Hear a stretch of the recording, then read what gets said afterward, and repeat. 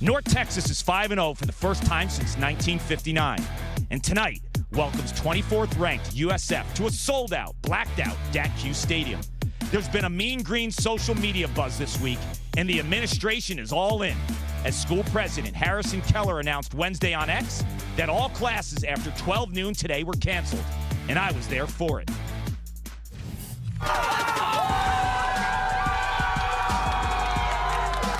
How would you describe the excitement around this program? Our first sold-out game ever, and we're watching history unfold live! Let's go USA! What's the best part of this football team? Our offense is electric, and tonight we're putting points on the board. The stone-cold energy of our defense! Yeah! What's inside the stadium going to be like tonight? Absolute insanity!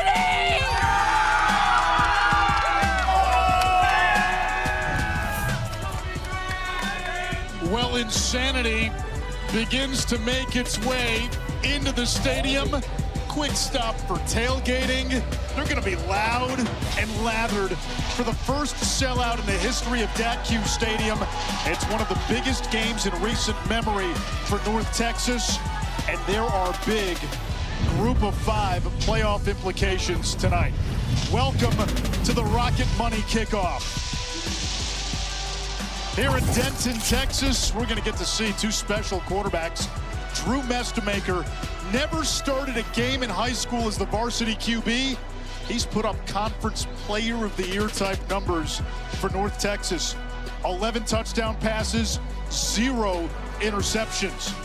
For USF, Byram Brown does it all. Lord Byram's thrown 4 touchdown passes in back-to-back games.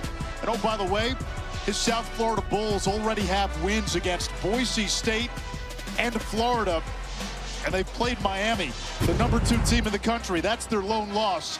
Battle-tested as they come to Denton.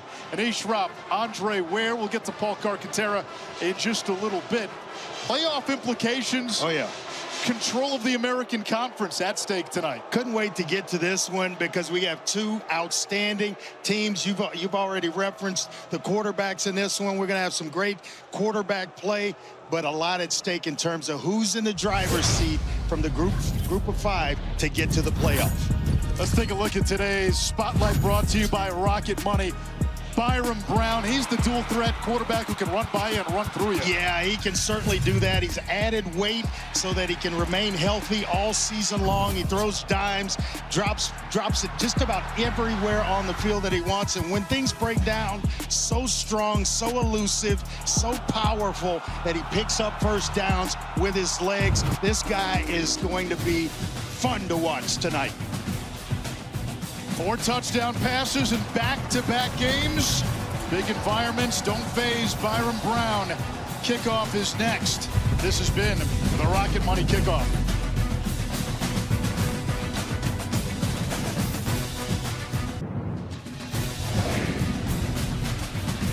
From DAC Stadium in Denton, Texas, it's ESPN College Football Primetime, presented by Ram Trucks, all a part of the American Conference on ESPN. North Texas at 5-0, South Florida at 4-1, the lone loss to number 2 Miami. Both of these teams figure prominently in the Group of 5 playoff conversation. You look at the odds entering tonight, amongst the best of any Group of 5 team, and it just feels this year that the champion in the American will be the Group of 5 playoff representative. Alex Golish, he's become a hot name with some big-time coaching openings out there in his 3rd season with the Bulls. They played one of the toughest non-conference schedules in the country, walked away with wins against Boise State and Florida. South Florida to kick it away. North Texas won the toss, chose to receive, and will bring it out to the 25-yard line. It's a real-life Rudy in Drew Mestemaker at quarterback for UNT. Yeah, this is a young man who hadn't started a game before this season. Actually, he started the bowl game, but a regular season starter since his 9th grade year. You really don't hear it. Unprecedented in his approach to getting here and becoming the starter at North Texas. But I tell you what, this coaching staff, along with Eric Morris, the head coach, they love Drew Mestemaker. Out of an empty set to begin. Escaping. And throws it away. Pressure coming from Iris Singleton, South Florida's best pass rusher. And right away you see why there's not a blemish on his stat sheet where interceptions go. 11 touchdown passes, no interceptions this year from Estemaker because he takes care of the ball, doesn't force it.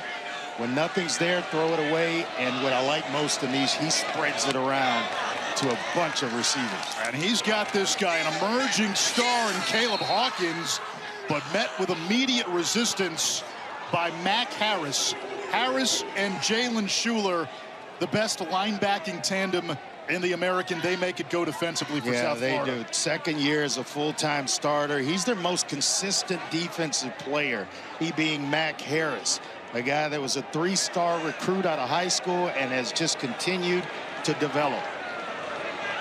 Hawkins, a true freshman. They really love him in pass protection. He's in there to block here on third down. Now leaks out. A strike over the middle, and it is dropped. Would have been a big gain and would have been a first down, but the tight end, Trey Williams, dropped it. Don't see that much from Trey Williams. It would have been his 10th reception of the year, and I tell you what, it's right on the money. Nice tight spiral from his quarterback, Drew Mestemaker. That's one that you got to go to the sideline if you're Trey Williams at third and own that one and tell him, hey, I got you, come back to me. A rare 3-and-out for North Texas, and Sawyer Evans, the all-conference punter to kick. Alvon Isaac waits at the 35. Isaac fields. He stepped out of bounds as he caught it, and it'll be South Florida ball at their own 31-yard line. Byram Brown last year was hurt most of the season with a leg injury 2 years ago. Put up big-time numbers, right up there with Jaden Daniels, who would be the eventual Heisman Trophy winner. He's their leading rusher. He's a true dual threat, and sometimes it takes 2 or 3 guys to bring him down. Yeah, he's the first quarterback in school history to throw for more than 3,000 yards, a 3-year starter. And then I mentioned if he chooses to, he has one more year uneased that he can come back to South Florida. So this guy is powerful when he pulls the ball down to run it and make plays with his legs. First down, the handoff is to Sam Franklin, who picks up 9 on the play. Franklin came in averaging better than 7 yards per carry, part of a 3-back rotation tonight with Nikai Davenport and Isaac. Franklin, another big hole, gashes the defense into the secondary. North Texas saying the ball came out at the end, and they say no, he's down. They're going to rule him down in another first down. Prior to the fumble. First down. For Sam Franklin. The thing about it that you're impressed with this running back room of South Florida, all of them average more than 5 yards a carry. And they're without one of their rushers, Cartavius Norton, who got hurt last time out against Charlotte. Screen pass to the outside. Mudia Rubin, who graduated from Stanford in 3 years with a nice gain, and tempo. Yeah, don't part blink. of the DNA. Don't blink when you're watching South Florida. They are going to go. They're line up in a hurry and run plays quickly. Right back to Rubin, who pretzels forward for a first down. And the more first downs that they gather, Anish, the faster this Alex Golish offense seems to go. They're balanced, they'll run it, and they'll sling it around. Brown lit up, he lost the football. Who's got it? North Texas does. Ethan Day covers it up, and Andre, it looked like they almost went too fast that time.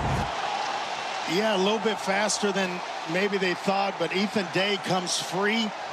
Ball comes out, he's going to recover it.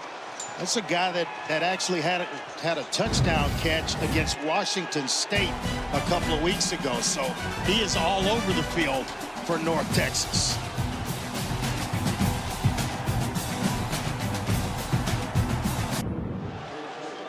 It's a blackout here in the Denton Desert. Classes canceled at noon. They have been tailgating since early in the afternoon, and we're told there's still some traffic on I-35. More people are filing in. Yeah. An announced sellout tonight. Yeah, keep an eye on North Texas. After turnovers, they put the ball in the air. On the ground to Caleb Hawkins, the true freshman, for a gain of a yard. He has 7 touchdowns total in the last 2 games. And after a turnover, Anish, North Texas has scored 9 out of 11 turnovers. They've scored touchdowns. Estemaker downfield, that's caught for a first down out of bounds. Cameron Dorner, 16th catch of the year. What a throw. I mean, I watched plenty of video on this young man this week and didn't see one like this. Nice tight spiral, tight window along the sideline, and he puts one right on the money. Not sure what was going on at Vandergrift High School, but they must have had a couple of good ones in front of Drew Mestermaker. One of them is a catcher for the Baylor baseball team. The other a backup quarterback at Louisville.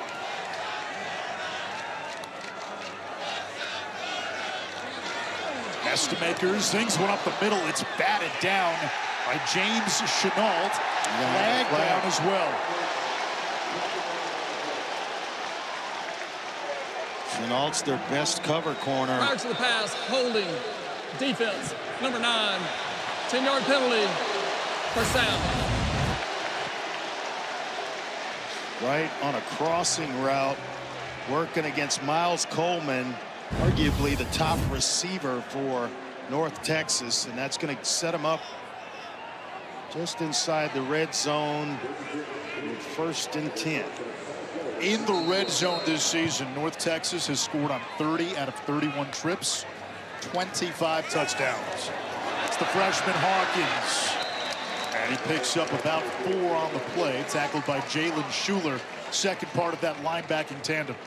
Yeah, I mean, you've got 2 guys in Schuler and Harris that can play, and DJ Harris as well. The third linebacker is a pretty good one in his own right, but you're not going to tackle Caleb Hawkins with one arm or arm tackle him, period. Big, strong, true freshman that is outstanding in pass protection. But goes about 6'2", about 200 pounds, but boy, does he run with some power. This Mean Green offense has scored at least 30 points in every game. Estemaker underneath. That's completed. It's Dorner again to the 10. And this is where they really like to go to Caleb Hawkins. 2 touchdown runs in their previous game against South Alabama. He scored 7 touchdowns in their last 2 games. So he knows how to find the end zone. 4 rushing touchdowns in a win against Army. And then he had 2 rushing touchdowns and a receiving touchdown in the big win against South Alabama. Bring the blitz. Estemaker completes to Wyatt Young. He's going to be a little short. Really good tackle. 4th down, about a yard and change, and the offense will stay out there. And Deshaun Rucker, they've got 2 of the best in the American at corners. Chenault, that we talked about a little earlier, and then Deshaun Rucker, who transferred in from Tennessee, has a ton of speed. You may get, you may beat him off the line of scrimmage, but it isn't going to be for very long. He has got some true recovery speed. This is the 10th 4th down attempt for North Texas this season. Boy, look at this formation. Quad set to the top of your screen. And we get a timeout by USF. So their defensive coordinator, Todd Orlando. Timeout. South Florida, that's their first. Give me 30 seconds. Got a snapshot of the picture, didn't like what he saw. North Texas last year, they went for it more on 4th down than any team in the country, and kind of came in with their kicker having a shaky week of practice. We expect the Mean Green to be aggressive on 4th down today. Yeah, 56% on the year so far would be the Mean Green. So not afraid. They've tried it 9 times already here early in the season.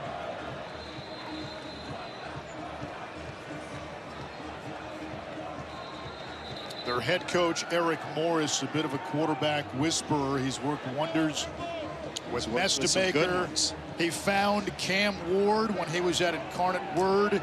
Originally recruited John Mateer. who might play for Oklahoma this week against Texas. Coach Case Keenum at Houston, along with Baker Mayfield, Davis Webb, and his most famous pupil, Patrick Mahomes. Yeah, that guy. South Florida had 12 guys on the field before that fourth down. Blitz off the edge. Hawkins breaks the tackle, and lunges to set up 1st and goal. That's why he's RB1. Yeah, and that's why you got to make sure when you hit him, you're bringing everything and you're wrapping up. He's powerful. He will run straight through arm tackles, and he loves this area of the field.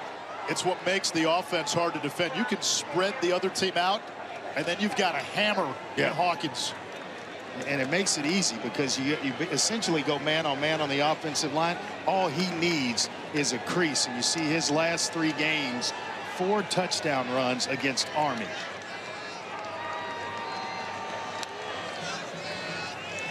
Mestemaker keeps, gets the edge, in for 6.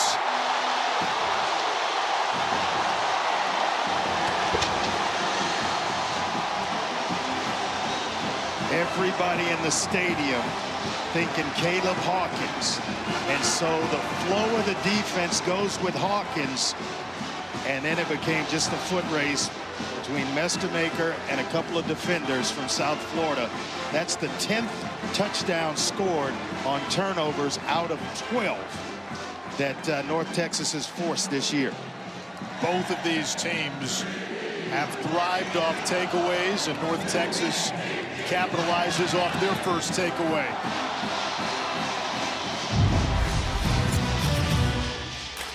So you get the misdirection, you show it to Hawkins, you get everybody biting down inside, and it's Drew Mestemaker getting himself into the end zone. North Texas up 7-0.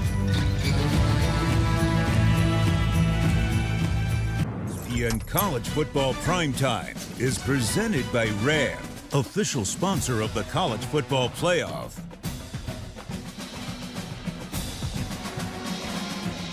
Stone Cold Steve Austin, a former North Texas linebacker. This is strong producing by Chris Damiani. Our next WWE event, the 7th annual Crown Jewel, for the first time down under in Perth, Australia. Tomorrow morning, 8 a.m. Eastern. John Cena continues his retirement tour. Notable WWE wrestlers who played college football. You know about The Rock in Miami, Roman Reigns, Georgia Tech. John Cena was a college football player too. It's good stuff. Part of the North Texas turnover celebration is a homage to the great Stone Cold. Big dude, that's for sure. Now we got to see what the big guy Byron Brown, Double B's, what he has in store after that fumble right around midfield or so to set North Texas up. Now outscoring opponents in the first half, 135-41 for the Mean Green. Brown, the quarterback keeper, trucking behind an offensive line that features 4 6th years and a 5th year, and he picks up 8. It's like having a big fullback that can throw the football. That's kind of how I would describe Byron Brown. Kai Davenport will be close, and he's got enough. Go back to last week. Last Friday, South Florida beat up on Charlotte, put up 54 points in a lopsided victory, but there was some sloppiness, 4 turnovers in that game. Yep. And 2 of them came in the hands of Byron Brown, 2 interceptions in that game. Go on the road, you have to protect the football. A slingshot to the near side. It's hauled in by the true freshman Christian Neptune, who has flashed. 5 catches against Florida, 7 against Miami. Yeah, they like the true freshman. Very big, bright future. 15 catches as a touchdown reception to go with it, and with some pretty good size as well. Just under 6 foot, but he can motor. Please reset the game clock to 7 minutes and 50 seconds, and the 25-second play clock to 25, and both will start on my signal. With this offense, the clock operator has to be on point. Yes, he does. As well as the guys with the chains, because they're constantly moving. Rarely do you see negative plays in this South Florida offense, but you're right. They're going to go at warp speed in this one. Brown keeps it on the zone read, and he's got a first down to midfield. Will Jones, the safety, the stop. An offense that put up more than 400 rushing yards last year, and speed is the name of the game. They're lined up already and ready to go. Chaz Nimrod with his first catch, the Tennessee transfer, who's already become one of the top receivers in the American. Yeah, when you go this fast, you got to have success, especially on the early downs, first and second down.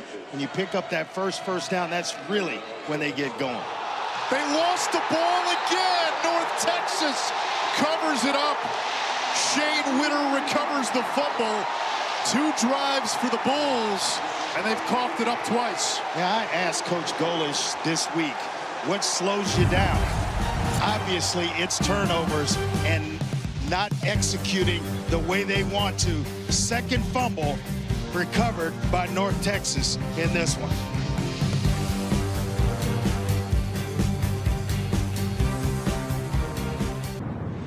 Because that's the bottom line, because Stone Cold said so.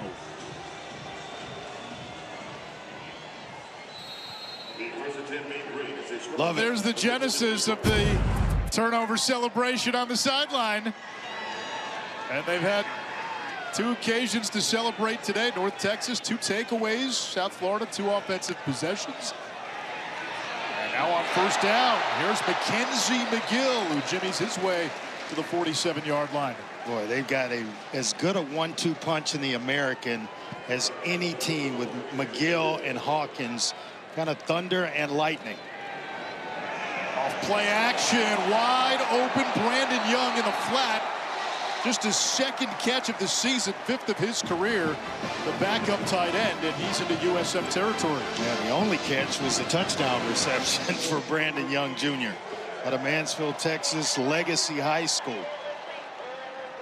Well, they have South Florida right now off balance. When they're thinking run, they're throwing it. When they're thinking pass, they're running it. Just totally off balance defensively.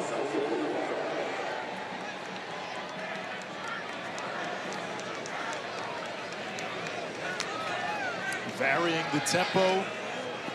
Mestamaker, high throw, brought down. Dorner, and another red zone try for North Texas. Dorner from Division II Shepherd. And I'm telling you, this kid can put the ball in tight windows, throws a very tight spiral, which makes it a catchable ball for all of his receivers.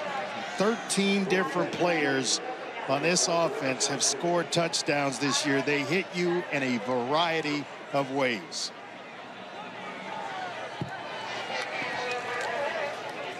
On the ground, McGill, who's got a couple of 100-yard games, tackled by Gaskin, the safety. Well, when they have you that spread out, you don't have to be perfect up front.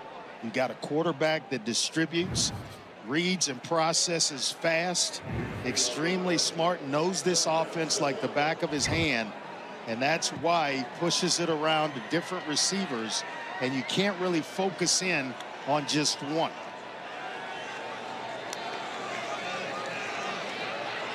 Quick throw, intercepted, picked off by Schuler.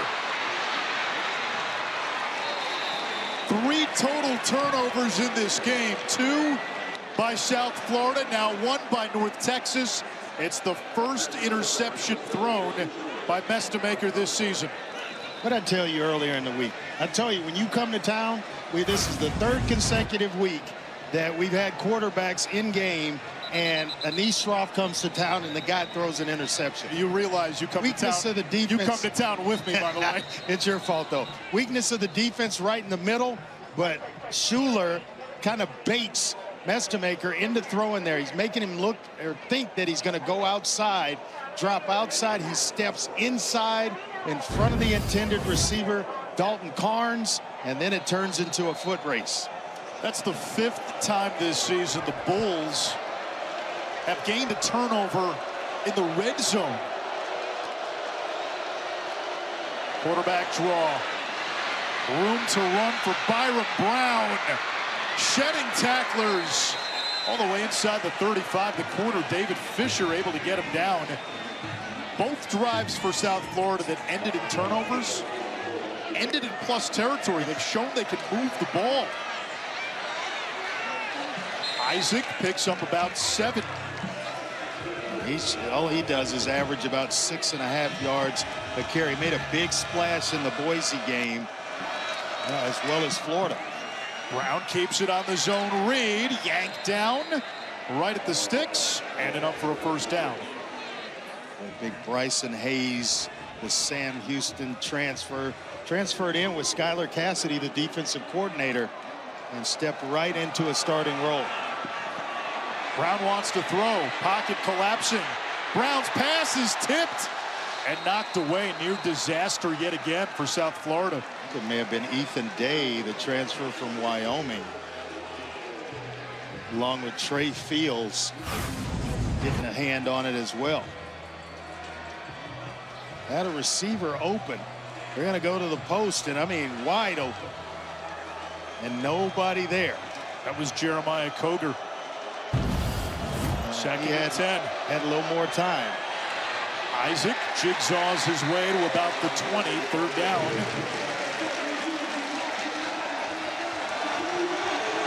A big down here from North Texas. This is when you get South Florida in 3rd and long or 3rd medium. You got to get yourself off the field. That was one of their keys to the game defensively. They keep it on the ground with Isaac. And that play call leads you to believe they might have had another play in the holster. 4th down, offense staying out there. One of the best kickers in the country in Gramatica, but they're playing catch up right now, down 7-0. 4th and 2. They run it with Brown. He's got the first, and anvils to the 7-yard line. 1st and goal, South Florida. In a very different comparison, if you let Brown get going the way Derrick Henry goes, tough to bring him down. And he gets going again, downhill, into the end zone for 6.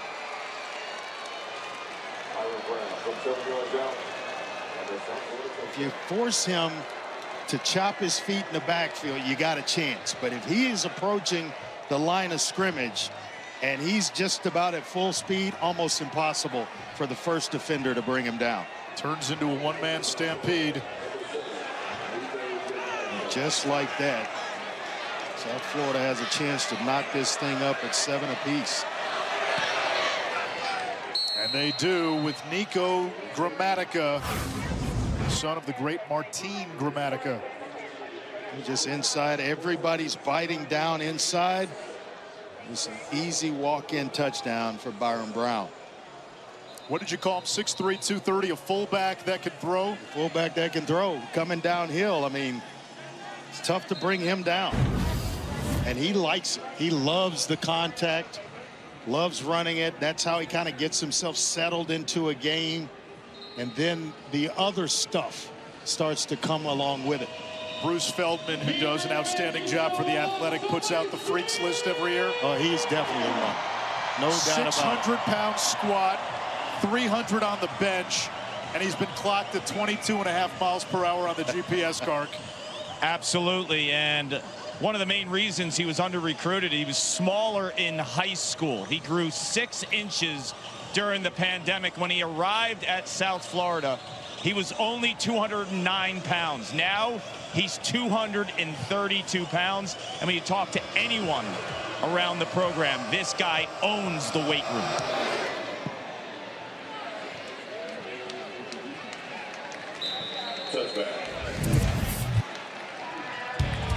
Yep, Friday nights means first interceptions. It's Connor Wigman at the University of Houston a few weeks ago. The Big Bear at BYU last week, and then here, Drew Mesjamaker. telling you, Clark, Anish comes to town, interceptions are plentiful. He's a mush. That's what they call him, right? That's right. Put the whammy out on him. I was watching Mestermaker, though. He wasn't rattled, and he pointed his finger at himself, knowing he owned it, sat down with his coaches, and went over the play where he was aggressive and made that mistake.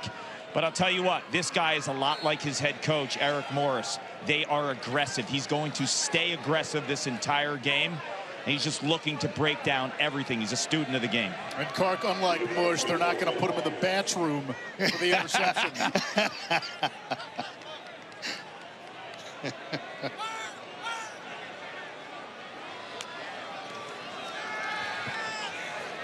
They set up the screen. Hawkins hurdled and upended. Third down and long. Shot by Mac Harris. My goodness, he was going at it with the center for North Texas earlier, and then there kind of showing up in a big way.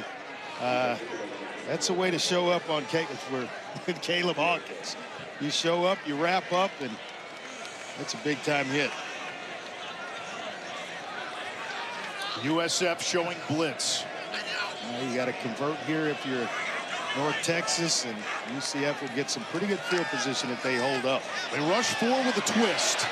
Mestermaker, high throw brought in by Wyatt Young, the sophomore from Katy, Texas. He catches everything. It's the guy that has stickum on his gloves that they've ruled that out way back a long time ago, but that's how good his hands are. And that time, another completion inside the 40. It's Miles Coleman, Mestermaker's former high school teammate. How about the pocket presence, Andre, of the redshirt freshman? And I tell you what, he can deal it, can he? Boy, it's pretty when it comes out of his hands. Just jumps off his hand. Backpedaling. Finds Hawkins on the check down. One broken tackle. And enough for a first down. This is just flat out two really good football teams. And buckle up, because we're going to have it's a long way to the finish line for this one. Going to be a lot of back and forth, and I got a feeling a lot of points are going to be scored before this one's over. Meanwhile, the crowd continues to fill up. An announced sellout. First time here at DATQ Stadium, which opened for football in 2011. You'll claim that, won't you? Not the interceptions, but you'll claim the attendance. The sellout. McGill, straight up the gut. Touchdown, Mean Green.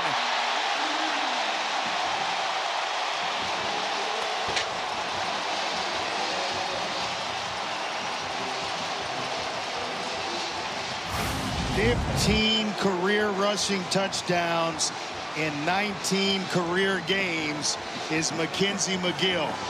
And I'll tell you what, the speed, he's the lightning in this operation for North Texas.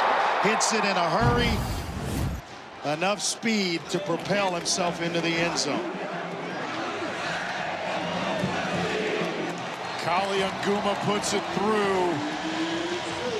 14-7, Mackenzie McGill, a former walk-on. His quarterback, Drew Mestermaker, a former walk-on. And you know what it does? Puts a lot of pressure on the visiting team to come down and repeat or keep pace. So let's see what Byron Brown and South Florida has in store once we kick this baby off. There was also a sense around this program in this game to make it feel big on campus. Oh, yeah. It Classes does. canceled at Definitely. noon. A blackout. The students were here early. Everybody else has been filing in. Last time out, their last home game, they had a paltry crowd. Yeah. The section that you see on TV, that was almost empty. Yeah. They had an announced crowd of about 15,000 plus. It was about half that. Tell you how big this game is. Close friend of mine, Sam Golden, he and his wife, they drove in from Houston. His two daughters, scholarship athletes on the golf team, Jana and Jacqueline. So this is huge, huge. When Sam Golden shows up, you know it's a big game. Isaac stood up at the 20. South Florida coming in nationally ranked. North Texas off to its best start since before the moon landing. And it's just an appetizer for Saturday. In the SEC, Missouri is undefeated. Eli Drinkwitz and the Tigers have never beaten Alabama since Missouri joined the Got SEC. them coming to their house, though. And then Oklahoma and Texas, Andre, a chance John Mateer could return. Yeah, just down the road in the Cotton Bowl. That one half and half. Half OU, half University of Texas. That'll be a good one, as well as Georgia and Auburn to round things out tomorrow evening. 2 turnovers in the opening quarter for South Florida. Off play action. Brown lets it fly. And it's picked off. Colin Lewis, second pick of the year. The 3rd turnover by USF. And that takes us to the end of quarter number 1. Don't usually see Byron Brown force throws like this, but tight coverage on the back end by North Texas, their 3rd Anise turnover here in the first quarter.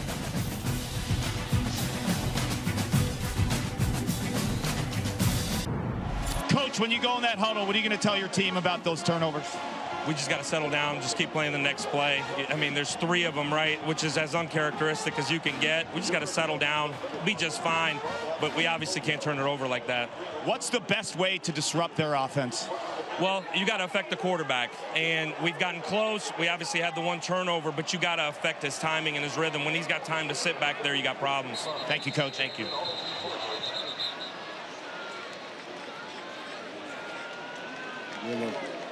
Offense, number 70.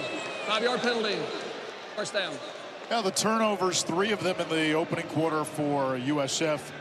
7 turnovers for South Florida in the last 5 quarters. They had 4 in the win against Charlotte, able to overcome it, but tough road environment tonight. How's the center, Tayanta? How does he fall start? He's the guy snapping the ball. We got another one. False start. Offense, number 3. 5-yard penalty. First down. Simeon Evans, the wide receiver. So the last time out, North Texas could not take advantage of the turnover. Yeah. Now off of this turnover, you're backed up. It's 1st and 20. And it's been tough for South Florida the last couple of games. Last 5 quarters, 7 turnovers in their last 5 quarters. McGill cut down in the backfield by Jarvis Lee, the nickel, a loss of 5. So 2 false starts and a 5-yard loss. Yeah, excellent penetration by Jarvis Lee. And you got to tackle in space, which is one of the things that this South Florida defense, Todd Orlando, their defensive coordinator, they have to tackle in space because you're going to get some crazy, exotic formations. You're going to be one-on-one in a lot of them. Backside pressure, middle screen. Brought in by Trey Williams, who was the top receiving tight end at Division II Limestone last year. You got to finish when you're in space. Already now 3rd down and North Dallas here for North Texas. It's a long way to go, and there's not a play in the playbook that bails you out. The only thing that really usually bails you out in this situation is if the defense creates or commits a penalty of some sort that gives you an automatic first down. Great book, by the way, and movie, North Dallas 40. 3rd down. Maker incomplete for Wyatt Young. It's 4th down, so 2 of the South Florida turnovers. No harm, no foul. North Texas unable to capitalize. And some of it self-inflicted. The 2 false starts. That's tough. And then you had the negative yardage run by McGill. The Bulls have blocked a punt in back-to-back games. North Texas comes into this game off a bye. South Florida played last Friday against Charlotte.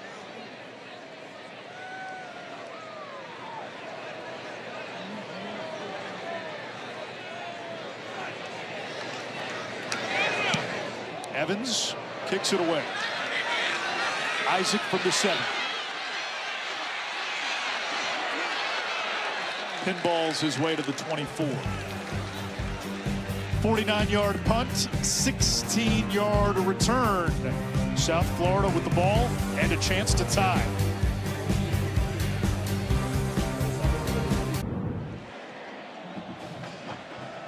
Welcome back to beautiful Denton, Texas, and I'm joined by Jared Mosley, who's the UNT Director of Athletics. This is an incredible scene. How would you describe this? Hey, it's electric. It's awesome to be able to have 12,000 students for our season ticket holders, fans, donors, to have our first sellout on the nationally televised ESPN broadcast. You couldn't ask for more tonight. It's a sellout, it's a blackout, and the students got out of school today at 12 noon so they could start tailgating. What was the genesis behind that decision? You know, our president's been extremely supportive of our program, and you know, a couple weeks ago he's like, hey, I think it'd be a good idea to let students have a little bit of time to go have some fun before this game, and obviously he did a nice little note, went viral, and it's been fantastic. I know you love watching this team, but systematically, what do you enjoy most about Eric Morris and the way they play? I just love the tenacity of this group. Like, we got a high-powered offense. We finally have a defense you can see turns people over. Great combination when you're trying to win football games. So just really excited for these guys and this opportunity. Thank you for having us here tonight. It's an amazing scene, and you guys are doing incredible work at UNT. I appreciate it. Go me green. Anish, Andre, he's catch. 6'8" too. I'm not that small. No, he's a big guy, and you know, for us, we do a lot of these games. We go all over the country. This is great. And you can start to sense a school, a university, and a fan base getting behind its team, which is having a lot of success. Fun to see on a Friday night. Franklin trying to break tackles, got a yard. It's 3rd down. And for South Florida, listen, Andre, in a lot of ways, they've been taken off the hook. 3 turnovers. Yeah. And 2 of them that didn't lead to any points. Obviously, the first led to a touchdown, but they've kind of, you know, dodged harm's way, so to speak, and decent field position in which to start this drive. They can get themselves right back in this ball game. 4 defensive ends for North Texas. They call it the NASCAR package. First-year D coordinator Skylar Cassidy coming from Sam Houston State. Brown with time and an open receiver. First down catch by the tight end Wyatt Sullivan, 10th catch of the year. Yeah, he can really stretch the field. More of a complete tight end, solid blocking tight end, as well as a good route runner, and he's got really good hands as well. So Coach Golish was telling us he is everything you want in a tight end. Franklin navigates the middle for 4. Right on the football, ready to run the next play. Wasting no time. Quick throw, pitch and catch. Nimrod cannot shake Armstead, but able to pick up a first. Chaz Nimrod came into the game averaging better than 22 yards per catch, which ranks 5th amongst all receivers who have at least 15 catches. Excellent downfield threat, and that's when they want to dial one up. That's where Byron Brown, that's where he's going with the football.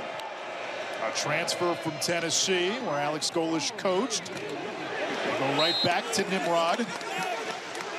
Picks up 4. They are on the move. Got a golden opportunity right here to maybe put some more points on the board. Get back in this thing. Brown takes a shot, has a man, and he overthrew Joshua Porter. What does this do to a defense, this kind of tempo? It wears you down, and it forces you to stay in the personnel that you're in on the field. So you can't substitute, and then you have a built-in package of plays that you like against that personnel grouping. As well, you get defensive linemen when you're pass rushing down after down after down, then all of a sudden you get hit with a run underneath because you're firing up the field. Makes it tough on you, and it wears down your defensive line. Let's see if they go run here on 3rd and 6. They'll throw. Now Brown will take off. And that's why he's so hard to bring down. First down. Nobody open. Just take matters into his own hands and run for the first down. He is so tough to bring down because he's so big and so powerful. Off the zone read, it's the give to Franklin. Sam Franklin spent last year in Oklahoma. Before that, was a finalist for the Walter Payton Award at UT Martin. That's the FCS Player of the Year.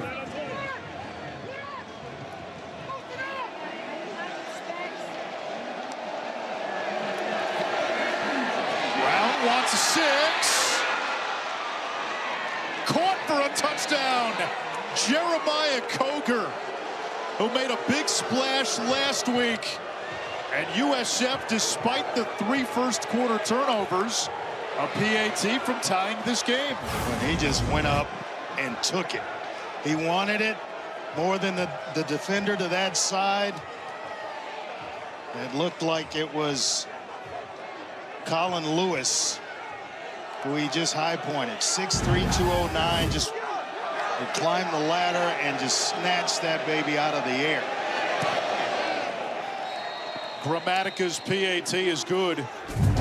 12 plays, 76 yards, and a little less than 4 minutes. Just a nice throw to the corner of the end zone, and we are all tied at 14 apiece.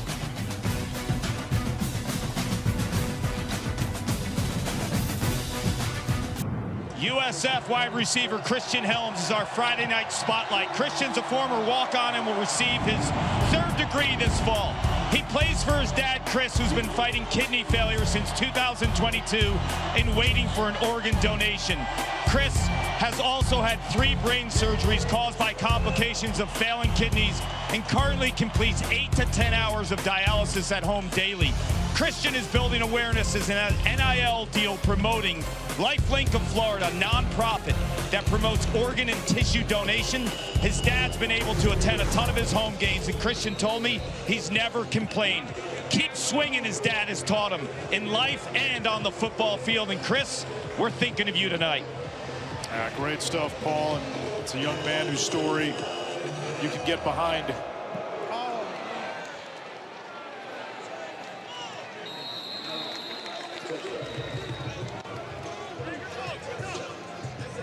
Drew Mestemaker, the quarterback for North Texas. We mentioned he never started a game as a varsity quarterback in high school, as you look at the stat comparison. But the signs were there last year, Andre.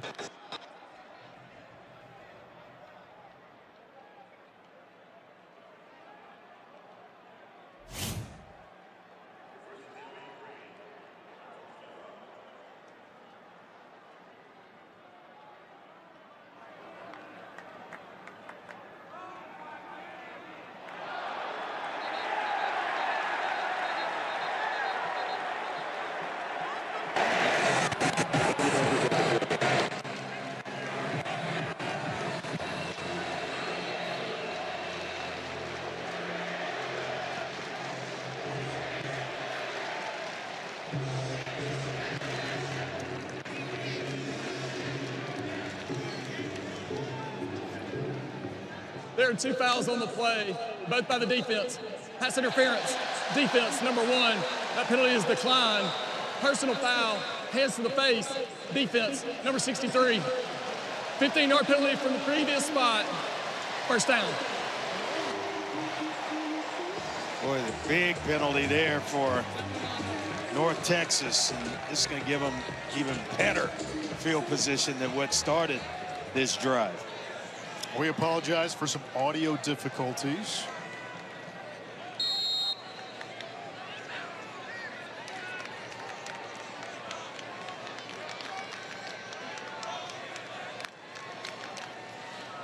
The fake to Hawkins off the RPO. Another catch by Dorner. His 4th already. A gain of 13. I know what you like about Mestemaker is his ability to change gears with his throws. Get into that a little more after this one. A lot of contact. Is that ball catchable? The flag is down. Ben Knox in coverage on Landon Sides. Pass interference, defense, number 1. 15-yard penalty, first down. It looked as though Knox kind of ridden him out of bounds. Looking back, but he's still riding the intended receiver out of bounds, and so that's where it comes up sides is the receiver, that the intended receiver there. So two big penalties, and already North Texas threatening another score here. I think Alex Golish is. Yeah, he's wanting an uncatchable ball that was thrown well over the head of sides. And out of bounds. Hawkins to the 26. Let's bring in Matt Austin, our rules analyst. Matt, would you have picked up the flag there? Yeah, I think I would. If the ball landed, looked like halfway between the white and the limit line. So I don't think there's any way that ball could have been catchable. Sideline warning. Penalty. South Florida. Well, you mix the turnovers in with the penalty yards. Lucky to be tied up here in the first half. Always good to hear Matt's voice on a Friday night. Part of the Friday night family.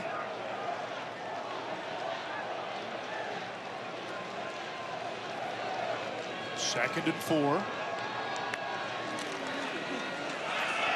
Hawkins gets tangled after a short gain. Third down, likely 4-down territory. And it's kind of loading the box right now, South Florida. They're expecting run on the early down, so they are loading up inside. 7 in the box there.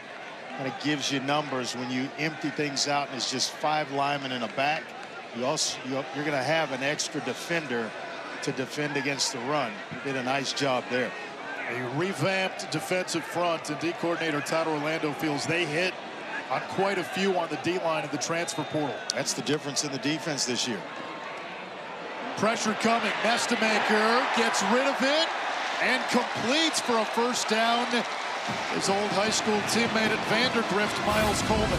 Boy, it comes from an unorthodox spot.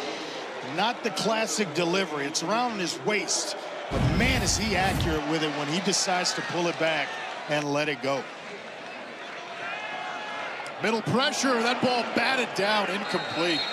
And I would imagine there's going to be a lot of those throughout the game because of where the release point is for Drew Nestemaker.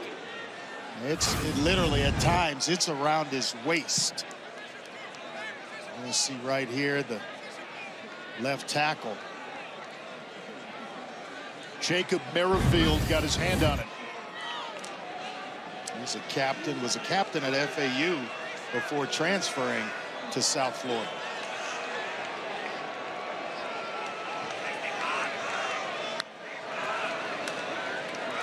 Hawkins breaks the initial tackle. One of those backs, he's so strong and so big. Every time he's contacted, his body still goes forward. Might be a delay, but he's going to fall forward each and every time he carries the football. Freshman out of Shawnee, Oklahoma. A lot of schools between here and there, and well, they hit it big when they got him to sign here.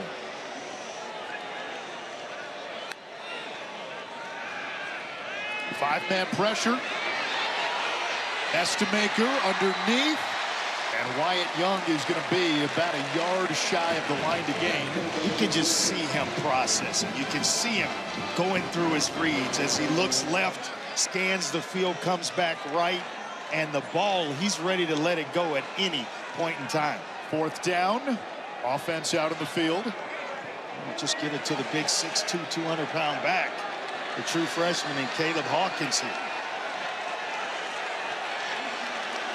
Now Nestemaker goes wide.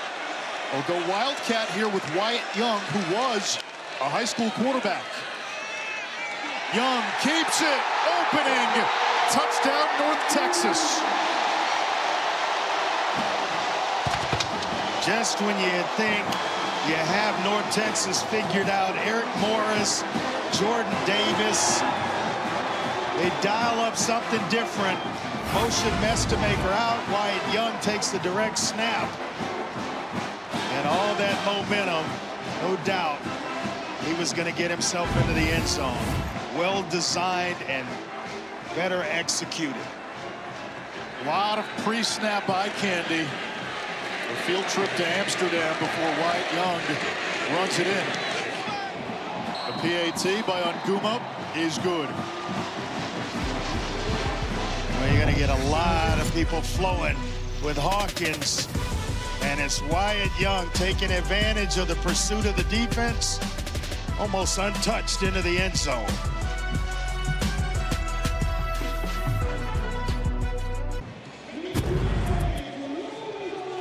A lot of eye candy here. Drew Mestamaker, he's going to motion out.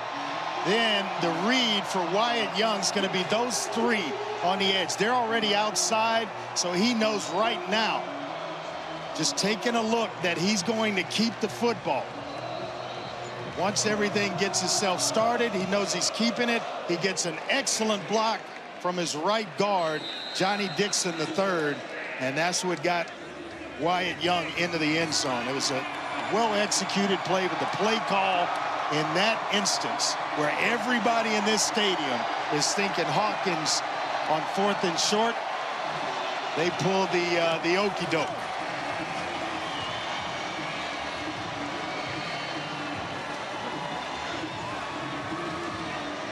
Alex Golish's team, as battle-tested as anyone in the country, opened this season with ranked wins against Boise State in Florida. Lone loss coming to Miami, the #2 team in the country. Byron Brown able to find an open receiver. It's a great job by Keyshawn Singleton of coming back to the football. Just continuing to work back to give Brown a target. Isaac caroms off a defender for a first down.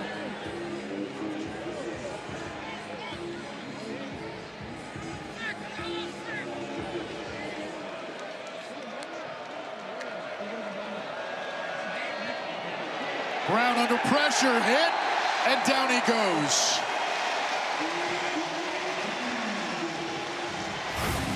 The sack by big Sadiq Clements. Boy, and he just kind of comes free. 3-star player out of high school, but he does a heck of a job of tackling the arm of Byron Brown. You can't go to the left side of him because he's so big and so strong, he can still throw it away. But when you tackle him on the right side where his arm is, that's a heck of a job there as well. And Clements again detonates another play in the backfield. 3rd and long. Remember, North Texas is without Fadafehi Vailea, one of their best interior D linemen and a team captain. And Clements stepping up on this drive. In a major way, a sophomore out of Kentucky, Henderson, Kentucky.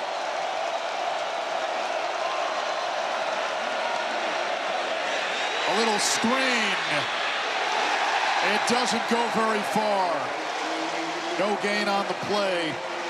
Patrick Smith-Young, who's back at UNT after spending last season at ODU with the tackle on Isaac.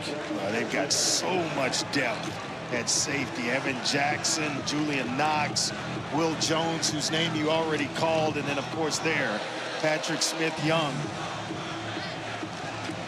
Force a punt here. Chase Leon averaging 46 yards a punt. Tops in the American. The 5'6" Miles Coleman lets it bounce. It'll be down at the 26-yard line. We alluded to it earlier. Eric Morris developing a reputation as QB whisperer. Baker Mayfield, Patrick Mahomes. 2 pretty good ones there, but he didn't stop. He went to #1 pick Cam Ward and then John Mateer. Look forward to seeing him tomorrow at OU Texas game, and then obviously Chandler Morris, who pulled a big upset against #7 Florida State. He's now wearing a Virginia Cavalier uniform. Mestamaker looks to be a budding star. He walked onto the team last year, and that's where the signs were evident. He might be something. Beat out 5 other guys to be Chandler Morris's backup. You don't get very many 6'4" walk-ons at that position, do you? Quick throw to the perimeter. And that's caught by Dorner. He can spin it, Anish. I mean, that's on a rope, on an out route, deep out route along the sideline, and it is right in rhythm. Once Chandler Morris opted out and hit the portal, Mestemaker went on scholarship. Got the start in the bowl game last year. All he did was throw for 393 yards and then run for a touchdown. And then won the job in the offseason. That's another strike, but he missed Dorner that time, 2nd and 10. Tell you what, even in a miss, it was placed properly right in front of Dorner. Just he throws a catchable ball, and by that I mean it's easy to catch a tight spiral for most receivers, and it's not overpowering. It's coming at the right speed. You catch one that's wobbling all the time. Those are tough balls to catch. McGill sets up 3rd down. Eric Morris told us the story that he had a good friend of his who happens to be Patrick Mahomes' QB coach reach out and said, hey, you got to look at this kid, Mestemaker. And Eric Morris says, okay, send me some tape. He goes, no, there's no tape. You got to come watch him throw. 9th grade tape. And they watched one throw and they said, okay, we'll take him. Yeah. And he came on as a walk-on. Just kept working and kept working, earned the respect of his teammates, and he is he's going to be something else here. Nickel blitz from South Florida. Mestemaker runs. That was DM sliding, not the other way around. DM Drew Mestemaker sliding for a 1st down. Showing you another part of his game that goes underrated. Being able, when everything is covered on the back end, can avoid traffic in the pocket and still make and pick up a 1st down with his legs. 2-minute timeout. We have reached the 2-minute timeout in Denton. North Texas driving and with the lead.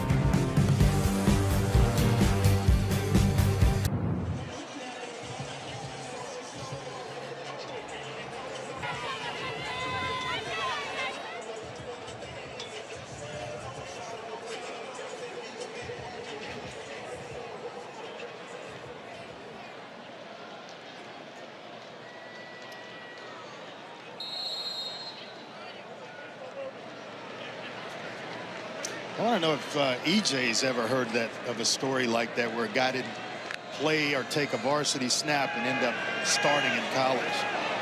Not just starting, thriving, although that throw was ill-timed and it's picked off. Jonas Duclona, 1st pick of the season, the Wisconsin transfer. Try to force that one in. And unfortunately, there was still real estate along the sideline for that interception to happen. Just didn't really step into the throw. Just there, doesn't make a lot of bad decisions, but that was a bad decision. 2 receivers in one area. I know that was not drawn up like that by Eric Morris. 2 interceptions tonight for Mestemaker. He had not thrown one entering play. And this is a pivot point in the game. South Florida, they can score fast. 1:52 on the clock, and the Bulls get the ball to begin the 3rd quarter.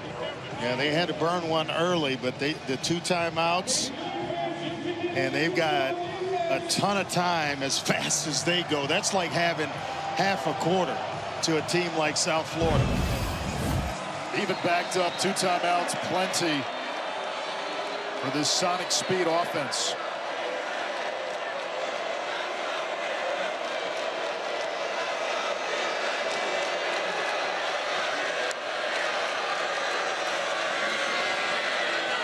Neptune hauls it in. He gets it up for a 1st, so that momentarily stops the clock. Well, it's a nice mix of... the clock is still running. That should stop the clock under 2 minutes. They need to reset the clock. Yeah, they're going to jump right on that right now. At least 10 seconds ticked off. Please reset the game clock to 1 minute and 44 seconds. put the play clock at 25 seconds. And both will start on my signal. That's a nice mix of experience and youth.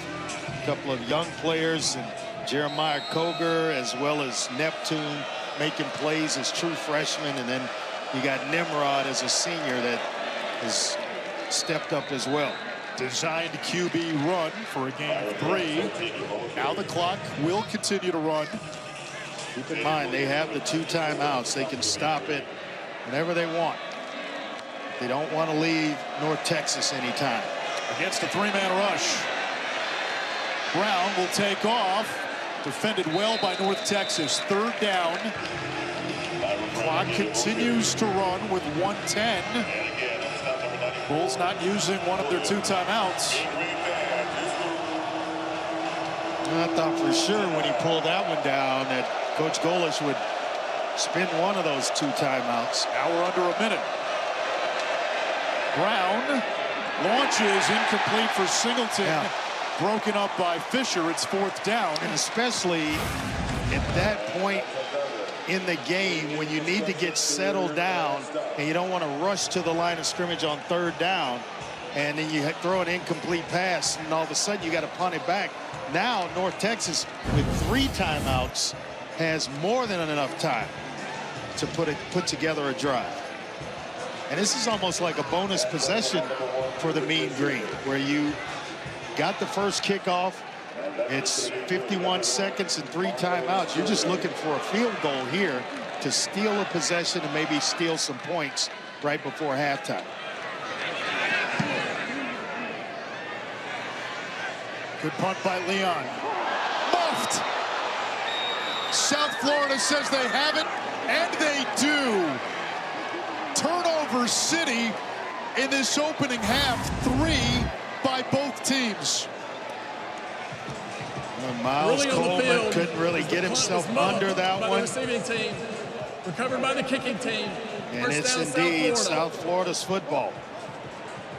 Now you want to slow this thing down, and I'm anxious to see just how they operate with Byron Brown and this Bulls offense based on where they are.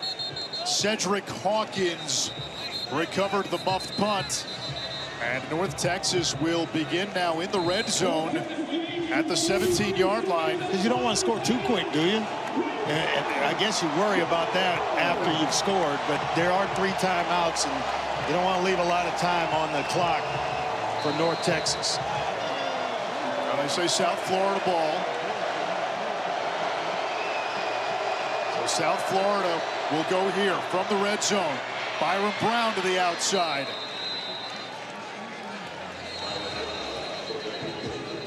And we get a timeout now.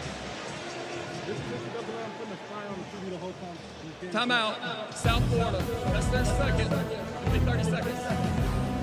Kickoff week 6 of the NFL with NFL Sunday Countdown at 10 a.m. Eastern on ESPN and the app. And then 2 Monday night games. You've got the Bills and Falcons. Buffalo had the setback against New England on Sunday night. Bears, Commanders, a couple of Heisman Trophy winning QBs and Caleb Williams and Jaden Daniels. Josh Allen, 24 passing touchdowns, tied for 3rd most in his first 10 Monday night starts. So, sloppy first half by both teams, and that 3rd North Texas turnover gives South Florida the ball inside the 20. One play later, they're inside the 10. A chance to tie this thing up right before the half, and getting the ball first to start the second half would be the Bulls. So this is the ultimate double dip. 2nd and 1. 1 timeout remaining. USF has scored. There's a problem with the line to gain chain. We're swapping those chains out. USF has scored 7 touchdowns in its last 7 red zone opportunities. And here's the advantage of having a quarterback like Byron Brown. Yeah, you can't really play man-to-man down here, because if you turn and run with receivers, he is going to take off with the football. Now they spy Trey Fields, their linebacker. He will have eyes on Byron Brown, but I don't know if a guy 6 foot 212 is going to bring Byron Brown down by himself. Byron Brown tonight has run for a score and thrown for a touchdown.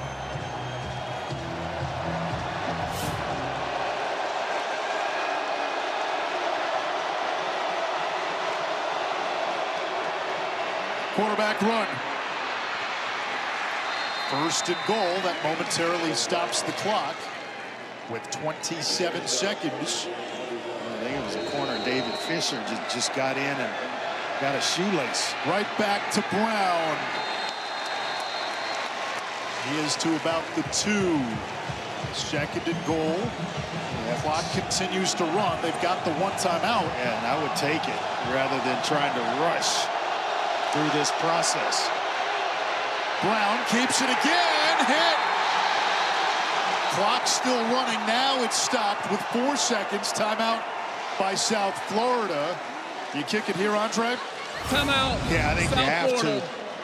to, because you don't want to come away with no points, and especially getting the ball first to start the second half. I thought it was a missed opportunity after the previous down where you take the timeout, set yourself up, or at least talk about what's the best play for this situation. You can take a shot towards the end zone and then still come back if it's an incomplete pass and kick the field goal.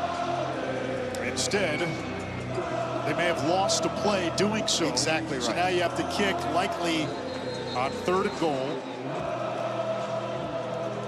5 seconds. They added a second. Does that give this offense enough time for one quick play, one quick throw to the end zone? It better be on the edges and out of bounds quickly, like a catch and throw. And you got to remind every receiver, hey, don't make a move. If you're in the end zone, obviously it's a touchdown, but you can't run and come up short. Offense comes out, 3rd and goal, 5 seconds. Does Alex Golesh have the gumption to call a run play here, or is this... Where's Nimrod? Out wide left. Almost definitely a pass.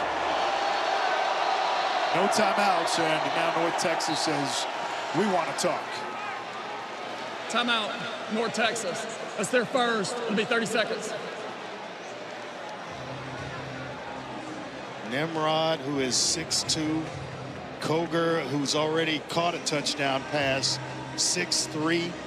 Those are the 2 guys I would put on the edges, and then based on how the safeties are sitting is the side I'm going to go to.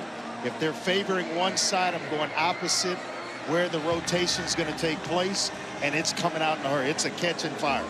I was just going to ask you, as a QB, walk me through the clock in your head as soon as you get the ball. Yeah, and that's what they're talking about. Coach Golesh is talking about right now with Byron Brown. You don't have time to catch, read it out, and then with 5 seconds, go somewhere with the football. You have to have your mind, and you usually tell quarterbacks, don't predetermine where you're going. In this situation, you predetermine where you're going because the clock calls for it. Now if you're North Texas, but you can do it strategically based on where he's coming left. That's why they're so wide. Maybe a slot fade or a fade stop to Nimrod. They move the pocket, a floater to the end zone. Touchdown, Jonathan Eccles. But what a play call. With 2 seconds to spare. What a play call. I mean, everybody's thinking Nimrod, Koger out left, and even to run the play action with it, showing it and putting it in the belly of the running back, that eats up some time. So if this is an incompleted pass, I got to believe that time expires. How about Eccles? That's his 6th career reception. Or close. 3rd receiving touchdown. Gramatica ties the game at 21. So a first half with 3 turnovers by each team, some wild momentum swings, Yeah, all the eye candy is sitting outside, so everybody thinks they're far removed from it. Now you're just going to get a nice little corner route off play action. Stick it in the belly. He pretends to block down, and wide open is Eccles. That's a pretty play. Well designed, and that's why you take the time out to kind of design or talk those things over. What's our best play in our back pocket? Well, we've had some first half. It's been filled with touchdowns and turnovers. That's right. That's your Texas two-step. South Florida gets the ball to begin the third quarter. And the difference in this first half, USF, 2 touchdowns off turnovers. North Texas, only 1 touchdown off of the 3 South Florida turnovers. Squib kick takes us to halftime in Denton. South Florida 21, North Texas 21. Time to get you to the studio for the Twisted Tea halftime report. Zubin.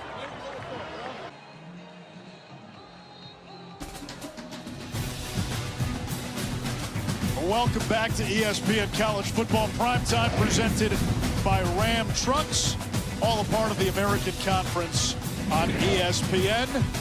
Katy Perry's Firework played while fireworks went off here at DATQ Stadium in Denton. And Ashraf Andre Ware, Paul Carcaterra will be with us in a moment. Story in the first half, there were fireworks. Yeah. Some good, some bad. Turnovers and touchdowns. Turnovers and touchdowns were the story of the first half. And, you know, both teams, 3 turnovers each. Why we are exactly where we are in this game. But let's go back and take a look. It starts with Byron Brown, the fumble to start it. That led to a North Texas touchdown. Then hadn't thrown an interception all season long. Drew Mestermaker throws it. Then all of a sudden, Wyatt Young, he gets himself into the end zone. And then the TD pass at the end of the first half to Eccles to knot this thing up. South Florida going to get it first and hopefully play a little cleaner brand of football from both sidelines.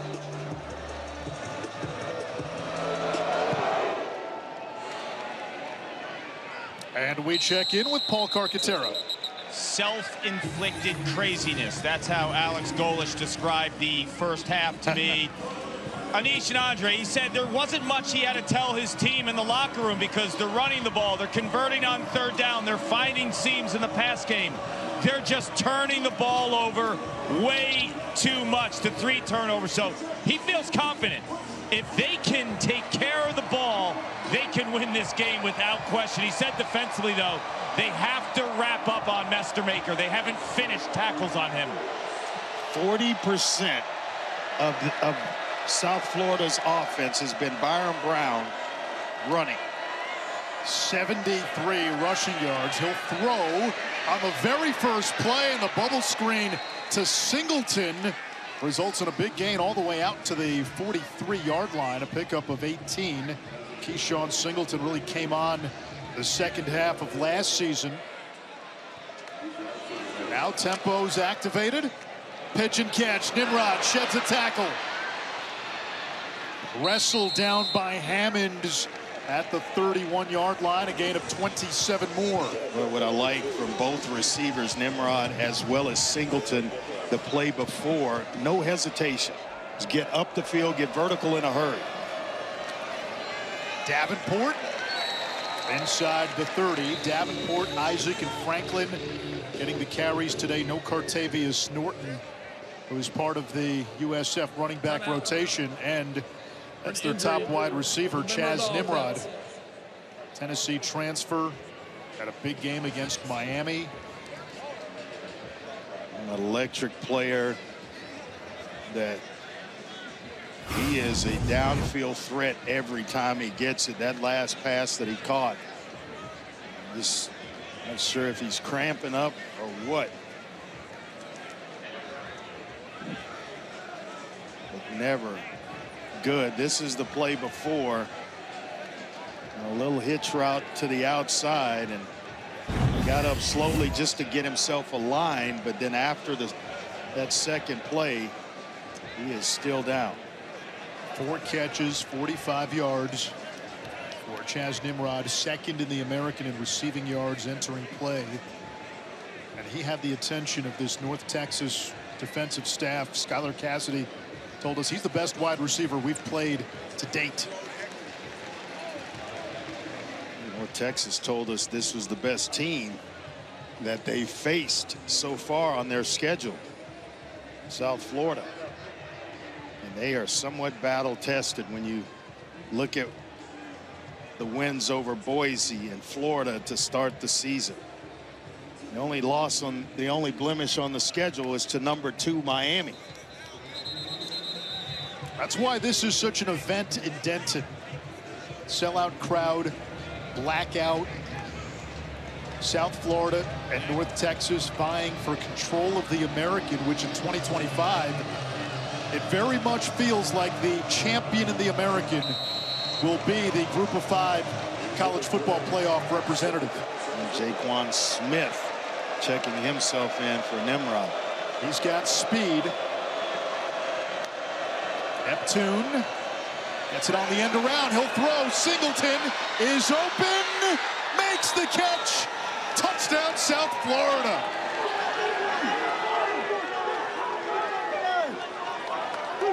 Boy, the play calling in this game has been outstanding so far.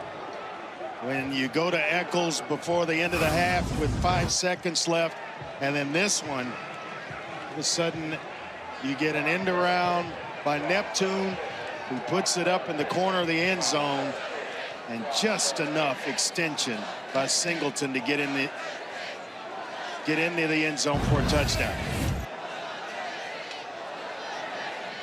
Well, that was on the money too. Neptune have a little quarterback in his background.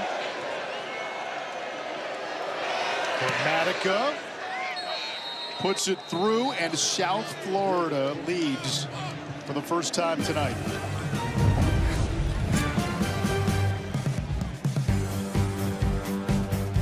Excellent job. Second half puts South Florida up 28-21. Introducing Verts. Swipe for news and highlights. Now available on the ESPN app.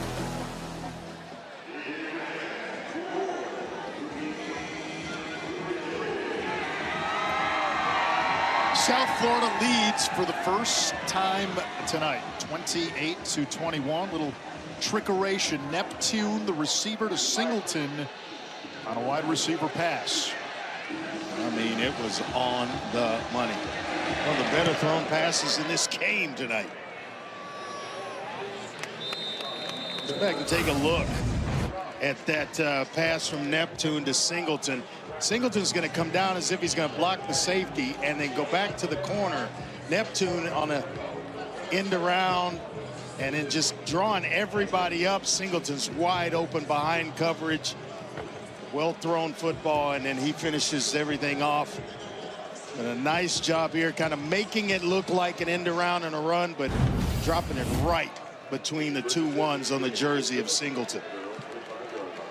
Now, Anise, the pressure on the guys in the black unis. Trailing for the first time tonight. Drew Mestamaker's thrown his first 2 interceptions of the season tonight. That one's dropped. Simeon Evans, who had 50 catches with Sam Houston last year.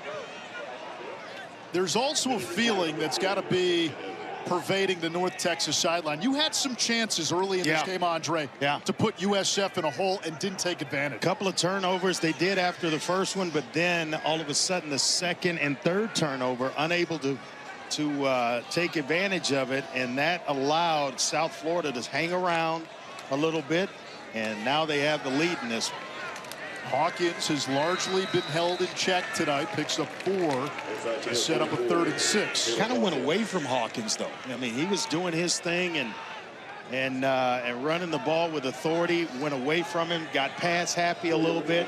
And I think after the second Drew Mestemaker interception, they have revisited going back to Caleb Hawkins.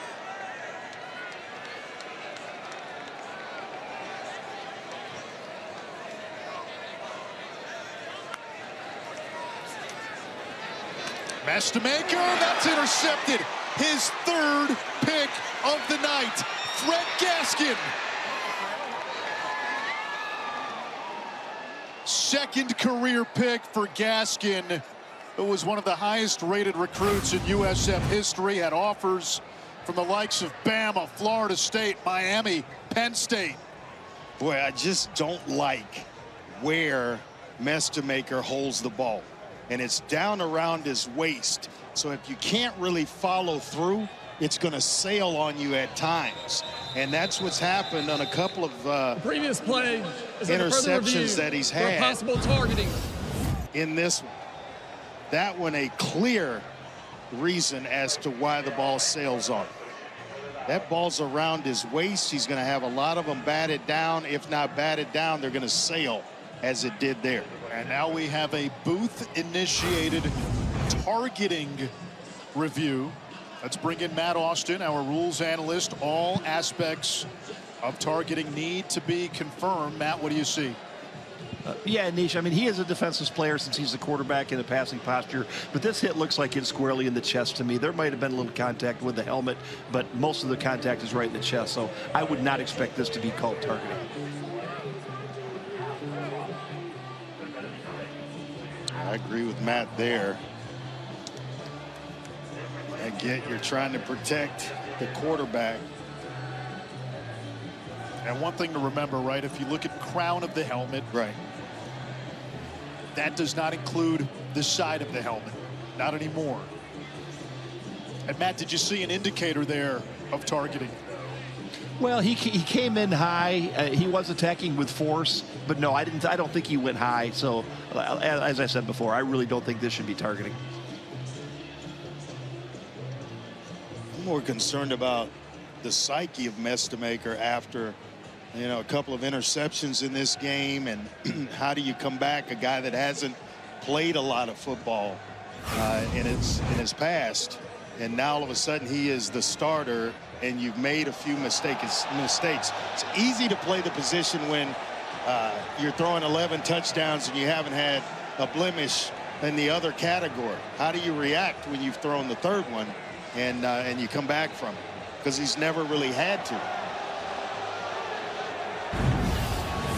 The crowd continues to ooh and ah as they show it on the big screen.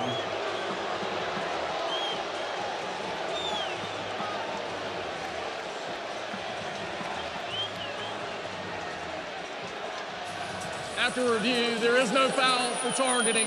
First down, South Florida. And they're going to have excellent field position again in which to start this drive, Anish. South Florida already inside the red zone of North Texas.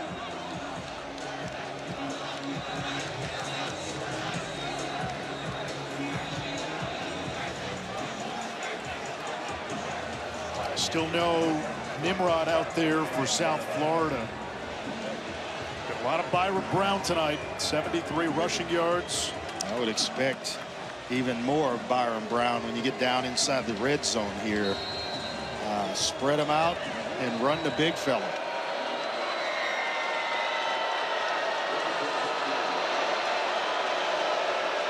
Sullivan, the tight end, in motion.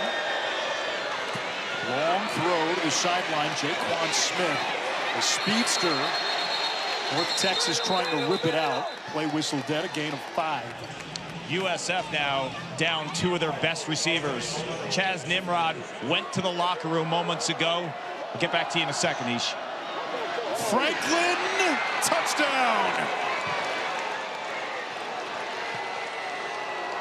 Well, just a poor job of tackling there. And it allowed Franklin to kind of just bounce off a defender into the end zone. Just not wrapping up at the point of attack.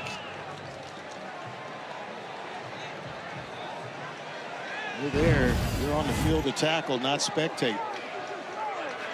Meanwhile, Nimrod walking to the locker room. That's South Florida's top receiver.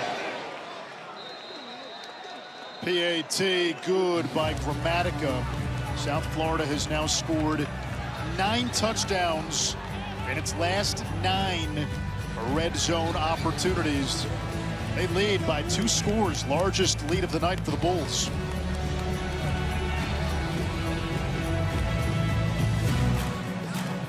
College football playoff begins December 19th and concludes with the national championship January 19th on ESPN. Here's a look at the national championship trophy presented by Dr. Pepper. Long way away.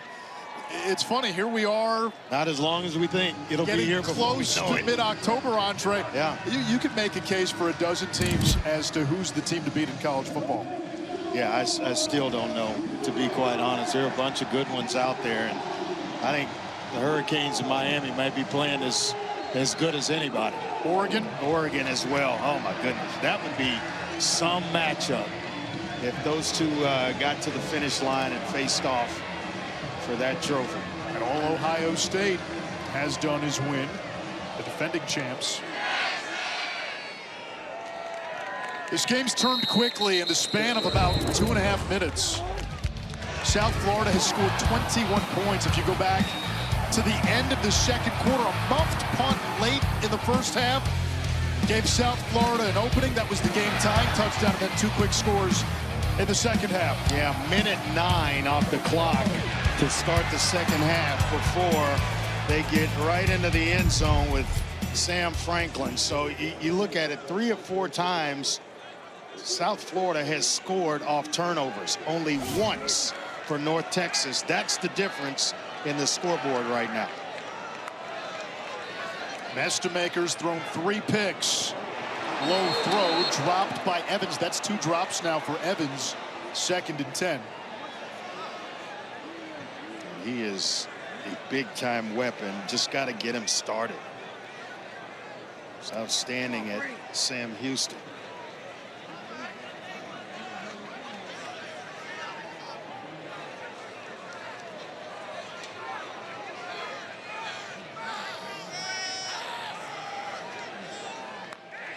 Hawkins goes wide. Quick slant off the hands of Terrence Lewis. 3rd and 10. Andre, I know you're down by 14. A lot of time left. South Florida plays fast. You don't have to abandon the run, do you, if you're North Texas? And I thought that's where I was going the possession before with Hawkins. I thought they would get back to running him more. They're averaging somewhere around 5 yards a carry. You know, let him work you back into this game. Put a couple of good plays together and a nice drive. Get a score and get back in this game. This one is hauled in, and it's going to be enough for a first down. Miles Coleman, who came in as the team's top receiver.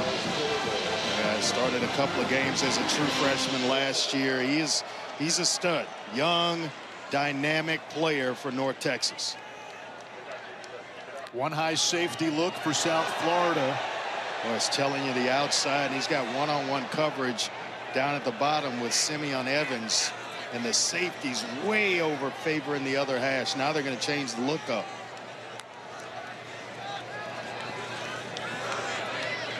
On the shallow cross, that ball is knocked out. Live ball, it's picked up by Schuler. He's looking back. Almost got caught, and now into the end zone. We get a flag. Hold on. Landon Sides almost punched it away. Taunting there, and I'm wondering if they're going to get him for celebrating before he got into the end zone. Now, they may also look at this to see if it was a fumble or an incomplete pass. All plays are reviewed, so the booth probably looking at that right now. Let's bring in Matt Austin after this announcement. The ruling on the field is a catch and a fumble returned for a touchdown. After the play was over, unsportsmanlike conduct. South Florida, number 7. Now South Florida, number 7. That's his first unsportsmanlike conduct foul of the game. That foul will be assessed on the kickoff. All right, Matt, a lot to unpack here. First, let's go back to the catch. Yeah, I think the ruling of a catch. Was this a catch? That's where all this starts. Yes, I think it is. He definitely firmly controls the ball, gets the body part down, takes about 3 steps, tucks the ball away. That's definitely a catch, followed by a fumble.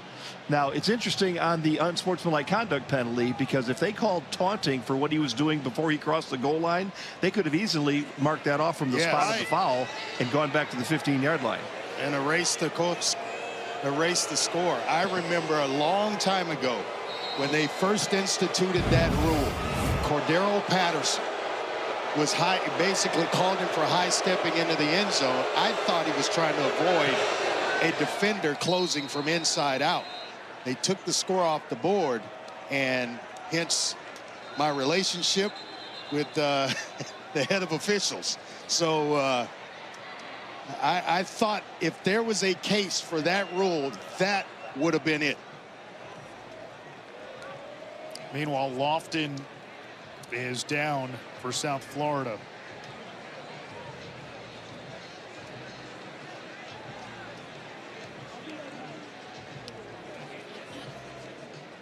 So the taunting flag was thrown after Schuler crossed the goal line, which means touchdown, and then the penalty. Had it happened in the field of play. He was in the field of play when he looked back. Right, and that could have been called in the field of play right there. And if you call that in the field of play, it wipes the touchdown off the board. I think maybe he's calling it with a point right there. But right there, there was taunting way before that act that I thought should have taken that score off the board.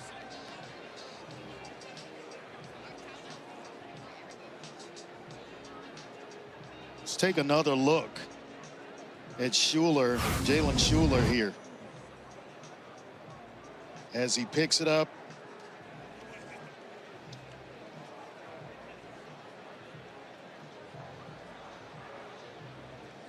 I think the intent was certainly there. And I don't think Landon Sides took too kindly to the way Jalen Schuler moseyed and to rightfully the so. goal line. Yeah, and rightfully so. Meanwhile, Mike Lofton is still down, one of the offensive linemen for South Florida, injured on the PAT attempt. We'll step aside with 11:35 to go. 28 unanswered by South Florida.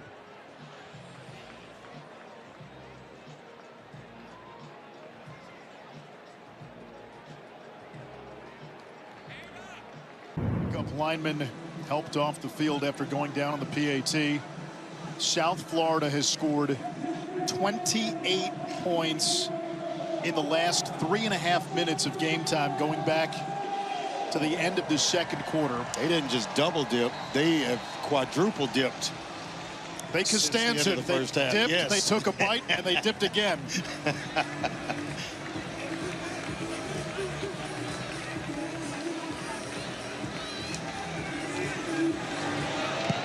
North Texas tonight with 5 turnovers, 3 all season entering play.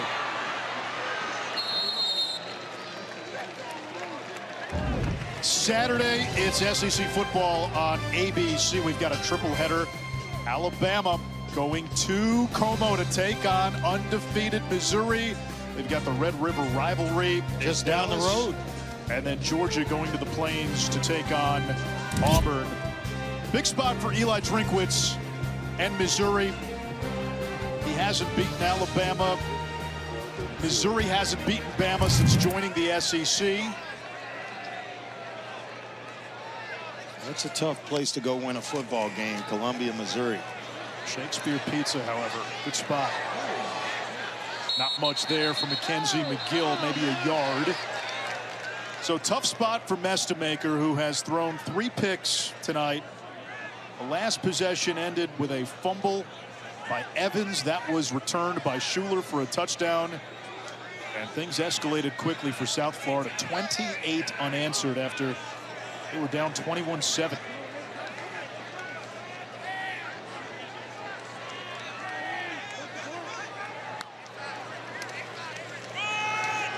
Keep it on the ground. And not much there. Looked like he got tripped up. McGill. Third down. May have been Ira Singleton, and he is an excellent pass rusher who looks the part. 6'5", 240. This staff loves what he brings. The sky is the limit for Ira Singleton. They really like what they have on their front seven. I often reference this, but he's the guy that you want getting off the bus first.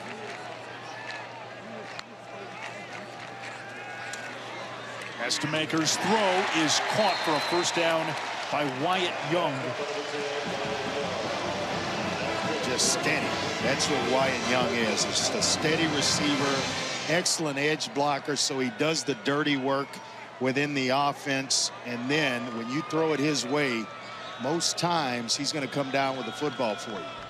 But not afraid to put his face in and block for ball carriers. Young now comes in motion. They set up the tunnel screen. The speedy Coleman. Can he get to the second level? Wow. He can take this to Timbuktu. And just like that, here comes the mean green.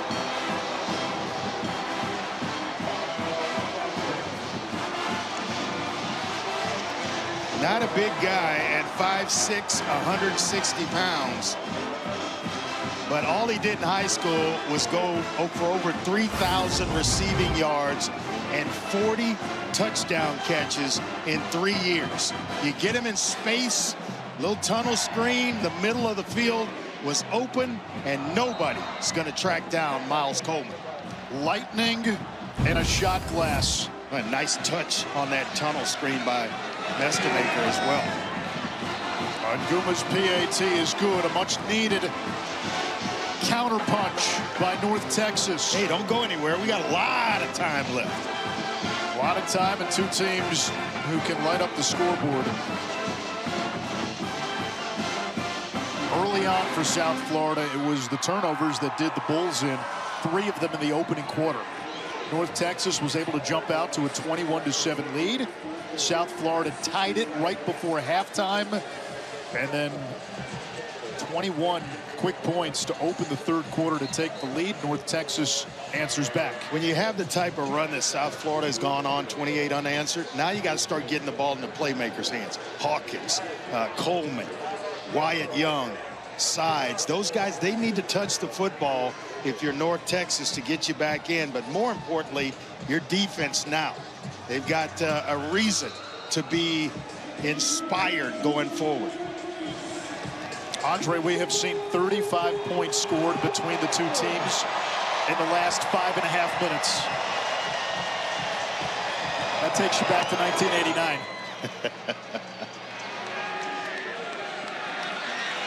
Alvon Isaac is dropped shy of the 15. This might be the worst starting position of the game for South Florida. Let's go back to Byron Brown tonight, getting himself into the end zone. His first score, and then he finds the big receiver on the outside, Jeremiah Koger. Then a little trickery with Eccles right before the half.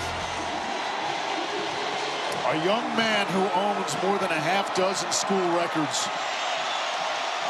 And there have been some pretty good ones to play that position at South Florida. They'll hand it off on first down. Isaac had a big hole and a big ankle tackle to prevent a much larger gain. And he was about to gather up a good head of steam as well. Patrick Smith-Young came into this game averaging just over 6 yards a carry. Right back to Isaac. Cuts a jagged path for a first down. And if you're South Florida, that's all you want to do from here to the house, is just continue to put drives together, first downs together, to move the chains. Not really looking to score in a hurry, but you'll certainly take the scores. Brown loads up. Down the seam. Singleton cannot hold on. Fisher in coverage. No flag. And if you're wondering why they're going fast, they really don't have a second speed, which they like. Alex Golich told us when we go into our 4-minute offense, he goes, our guys are looking around like, what are we doing? He says even the offensive linemen, you'd think, well, they want to slow down. No, they're looking at the sideline like, what is this? Speed this baby up. Gotten themselves in great shape for this NASCAR-type speed in which they operate.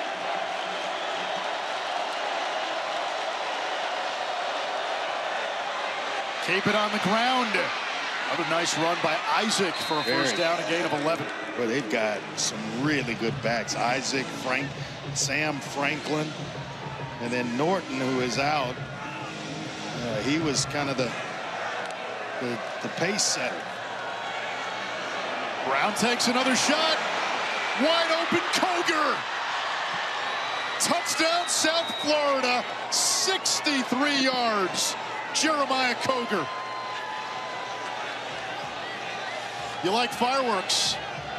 I do. Nice double move on the outside by Jeremiah Koger.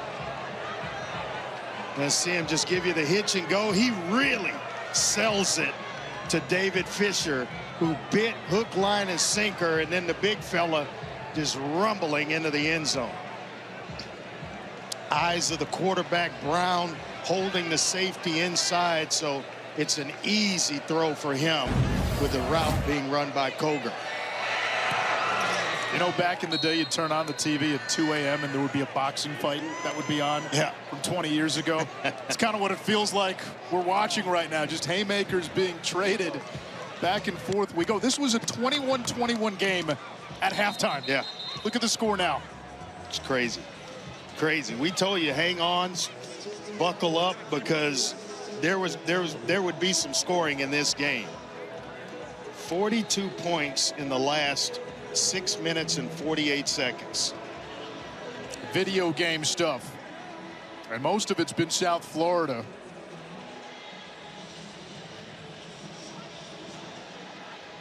Taking full advantage of turnovers. And then double moves, little trickery. They brought it all to Texas tonight.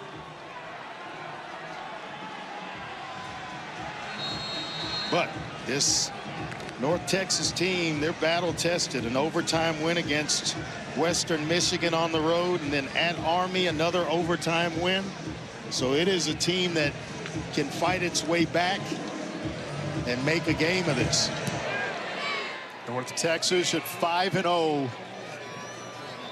First time since 1959 they've started a season 5-0.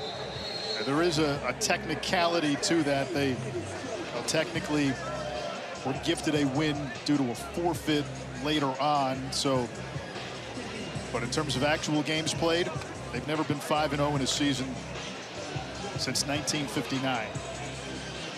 A lot of pressure on the guy wearing that jersey, number 17. Almost 200 yards of total offense here in the third quarter for South Florida. There's still 8 minutes plus on the clock.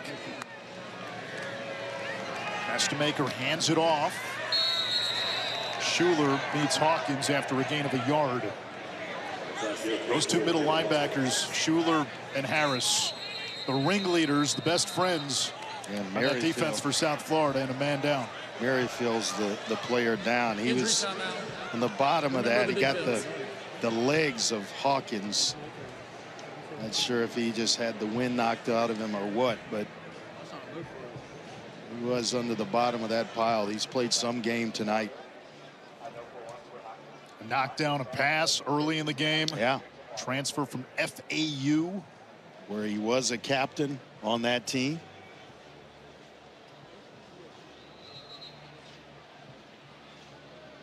I'm sorry.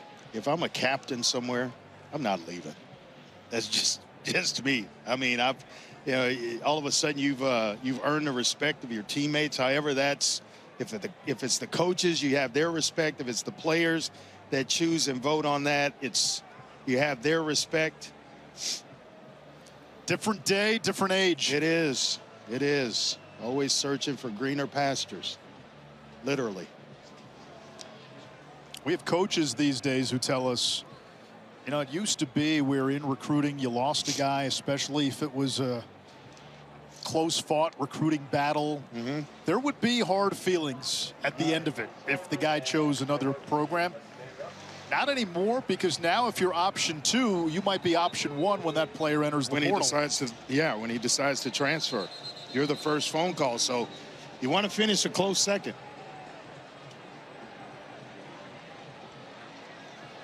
And you think of the advantage that schools like in North Texas or USF have.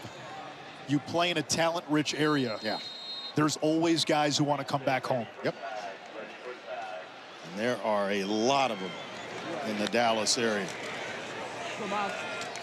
Coleman feathers the sideline, and some nifty footwork to get to the 33-yard line. Man, is he quick or what? Prototypical slot receiver, not a big guy, fits this somewhat air raid system to perfection. 5 catches, 93 yards for Miles Coleman. They go right back to him. And B buttons his way to the 41 for a first down. And there's another defensive lineman down for South Florida.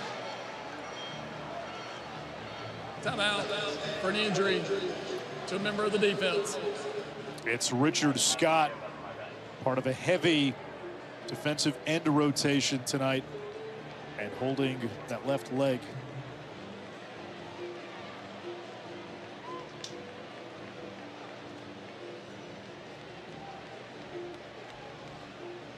They've already lost Merrifield. And then the guy checking in for him comes in and he gets hurt.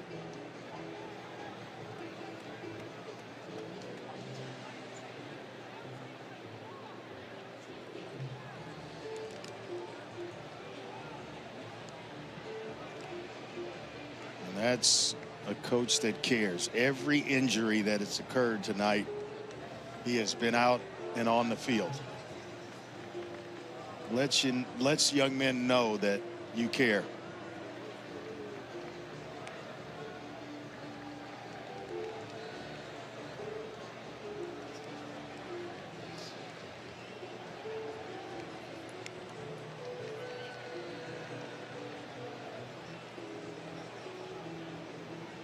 They're trying to hydrate Richard Scott, hoping that it's just cramps.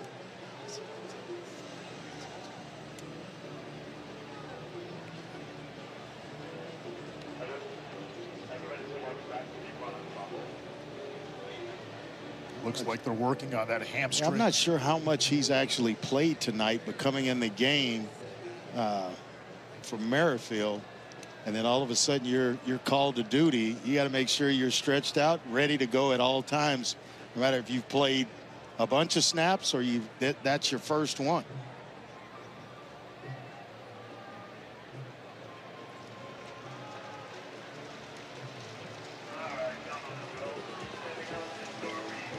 Able to walk off on his own.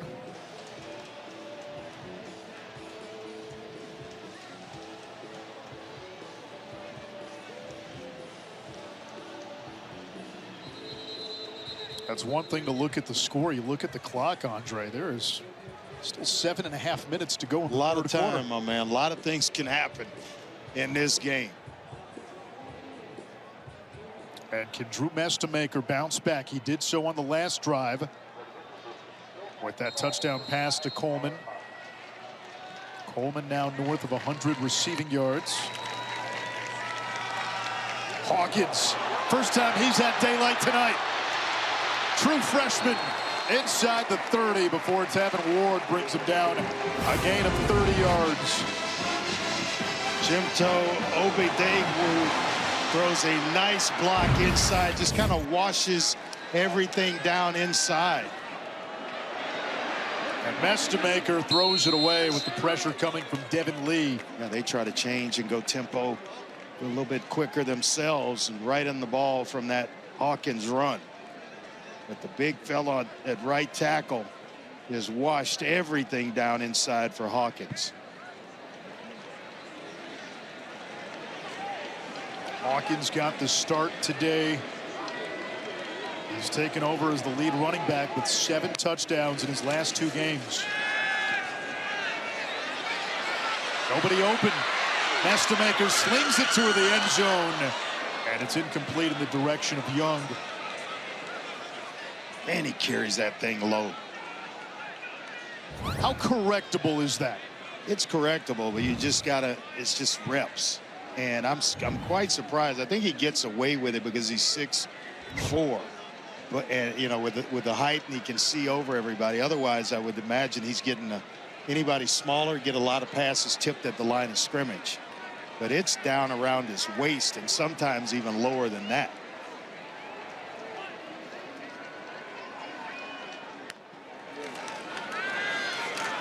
Screen pass to Wyatt Young. And he bubbles his way to the 21. You want to talk about a guy that is a security blanket on, you know, 2nd and long, 3rd and medium. You go to him on 3rd downs. 4th and 2 in a game with a plethora of offense. They will go for it. Down by 21. Here is Coleman. He is not in the game. Fake to Hawkins. And the sack by Merrifield. South Florida takes over on downs. Went out of the game with an injury and came back in and immediately affects things defensively for South Florida. I mean, right up the field. He beats the right tackle this time, Jimto Obedegwu, and all he could do is stand and watch his quarterback get sacked on 4th down.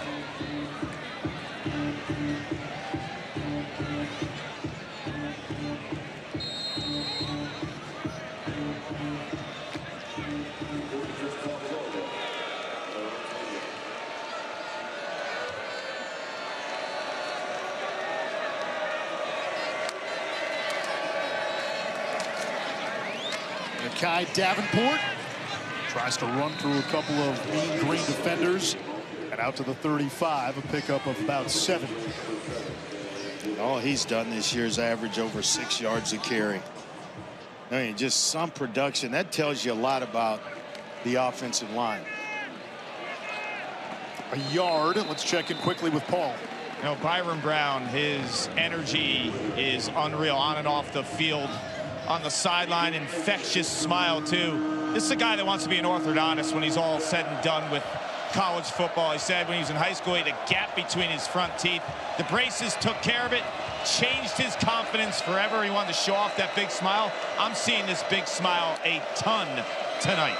He's got a 7-step routine for cleaning his teeth as Corey Pettigrew makes the 1st down catch. There is a North Texas player down.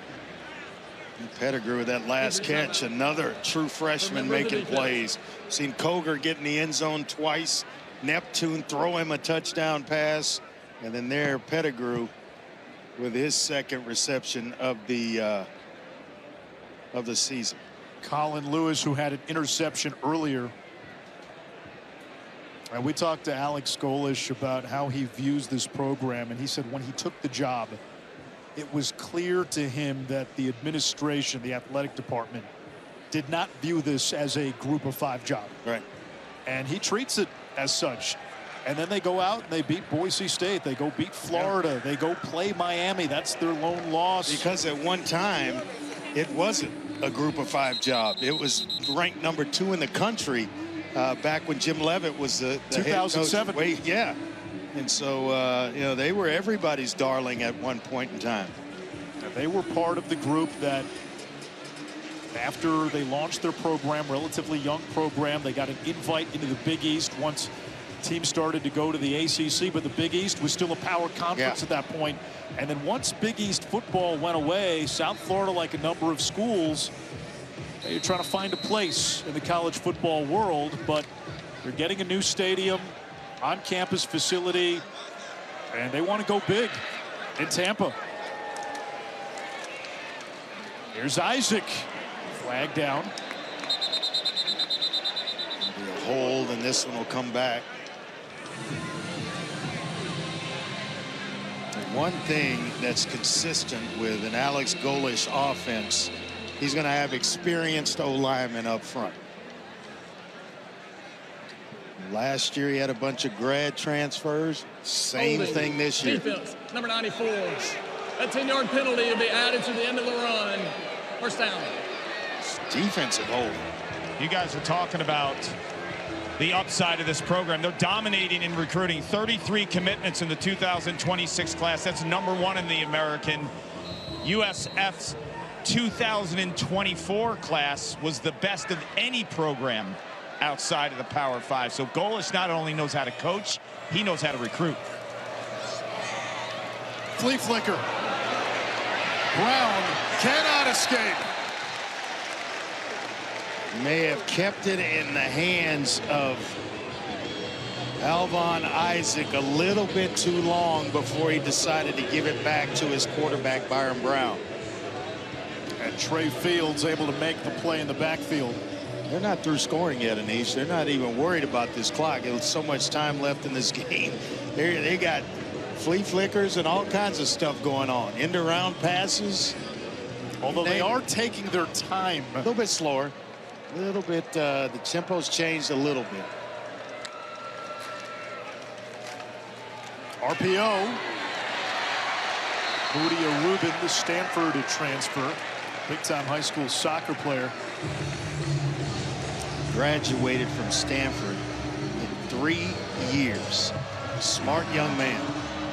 Got a degree in life and health science.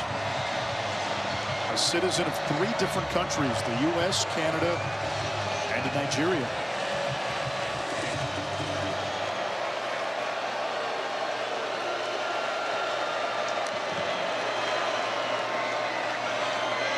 Brown, the out route, incomplete. Patrick Smith-Young in coverage. Wanted the tight end Sullivan. And it's now 4th down and 9. Plus territory. They've got a kicker with a dynamite leg and great pedigree in Grammatica. But it looks like they may go for it here. He's hit from 52 already this year against Boise.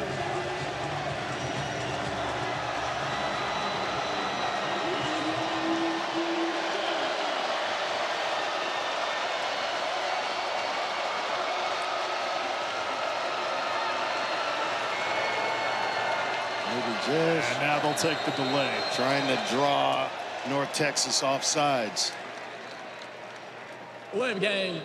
Offense. 5-yard penalty. 4th down. And that's no way I'm accepting this penalty if I'm North Texas.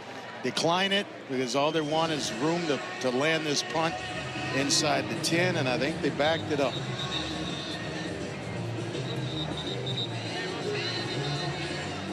Chase Leon, the Australian. You know, if you coach against me in the future, you know not to even try that. I know 2 delay things. a game. I know 1, if it's 3rd and short, 4th and short, you're not taking a snap out of the shotgun. No way. It's under center for QB sneaks. Yep. Leon took his time.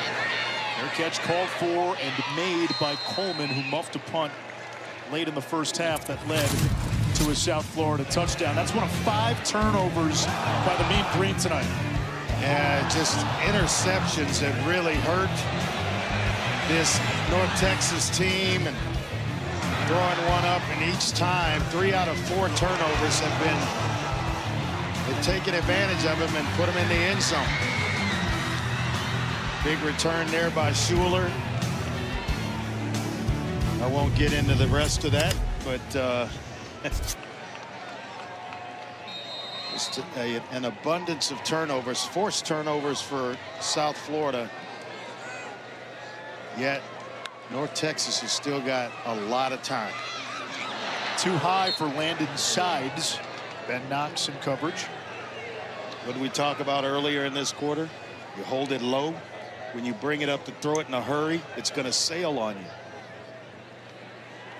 And with Mestemaker, you have to remember, Andre, this was a kid who had very few live reps in high school. He was a backup quarterback pretty much throughout high school. He started some games on the freshman B team, but never started a varsity game at QB. There's that middle screen. Coleman cut down right at the line of scrimmage. Well, he's chopped down by Rico Watson III. 3rd down and 10 with North Texas backed up. And that's the strength of this South Florida defense, the linebacking core, where they've got a ton of experience. The front 7 is extremely deep. McGill's the running back here on 3rd down.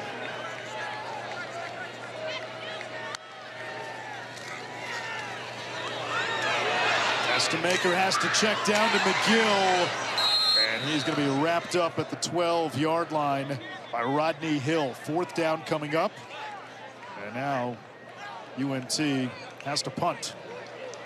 We got a punt and play defense. Fortunately, they got a little bit of room to breathe where they can get this thing out of there.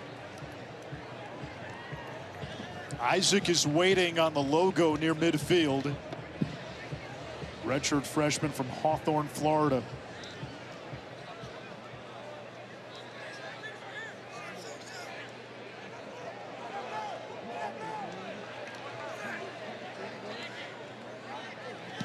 Sawyer Evans boots it away. Fair catch called for and made at about the 46.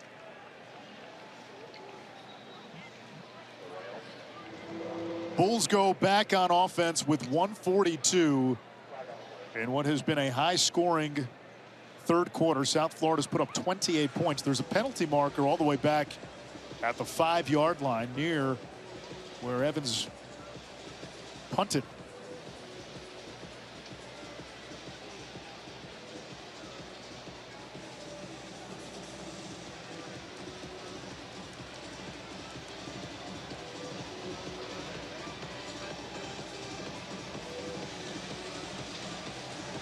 Not sure what this flag is about.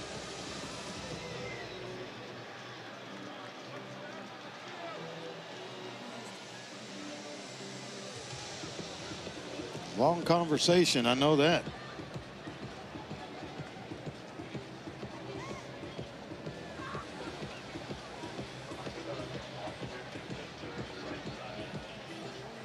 Let's bring in Matt Austin. Matt, did you see anything that would warrant a flag? We're going to get a reveal here, and then you can jump in.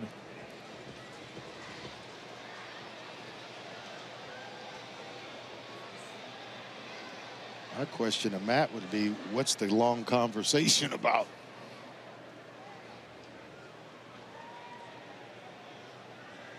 Illegal formation, kicking team. Number 25 was covered and it became uncovered. That's a 5-yard penalty to be added to the end of the kick. 1st down. It's a long discussion for illegal formation, Matt.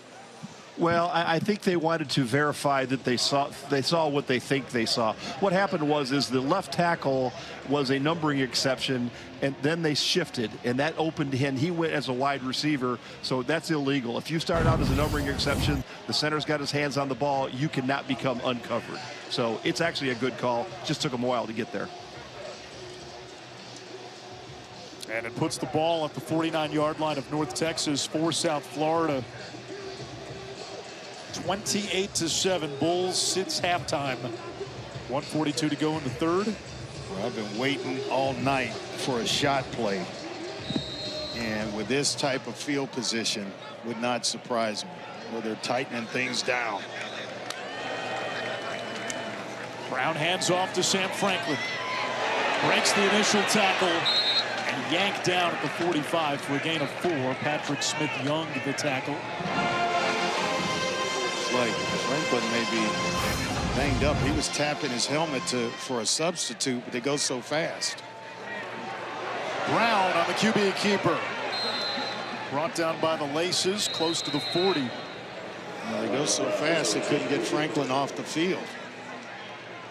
Franklin is down now near midfield, and he's holding his foot. He was asking out after that for injuries, first down run. Both offense and defense. Smith-Young down for North Texas, one of their DBs. Franklin today, 8 carries, 51 yards. You mentioned earlier Franklin, Davenport, Isaac. You Please throw reset the game clock. The injured Cartavius Norton in there. Now the 4 backs that they've used all average better than 5 yards a pop. Yeah, and then even Jalen Johnson, who's carried it 3 times, he averages about 8 yards a carry. So you can't go wrong, and a lot of competition going on in that running back room for South Florida. And then, oh, by the way, you got to worry about the quarterback, who's the lead big rusher. fella, yeah. Franklin pops up. Saw Smith-Young go off the field. Franklin ran for close to 1,400 yards at UT Martin 2 years ago. FCS All-American. Spent last season at Oklahoma. Didn't get a ton of work with the Sooners. For his career between the FCS and the FBS, he averages close to 7 yards a carry.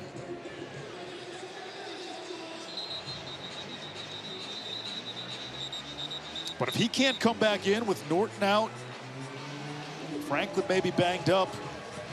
This running back room continues to get thinner. And Norton's out now. Franklin's taken a rest. Isaac back in, and then there's still Davenport.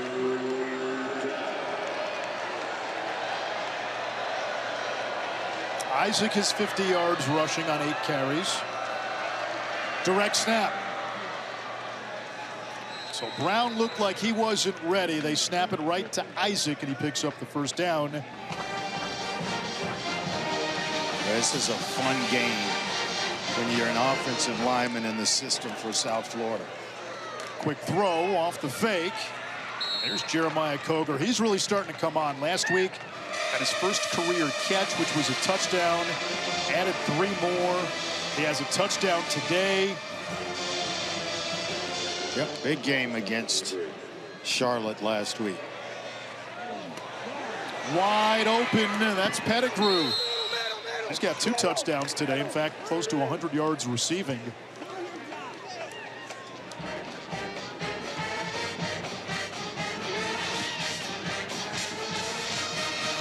Threatening again, already in the red zone, South Florida. Final ticks of this third quarter. Isaac pummeled to the turf inside the 15.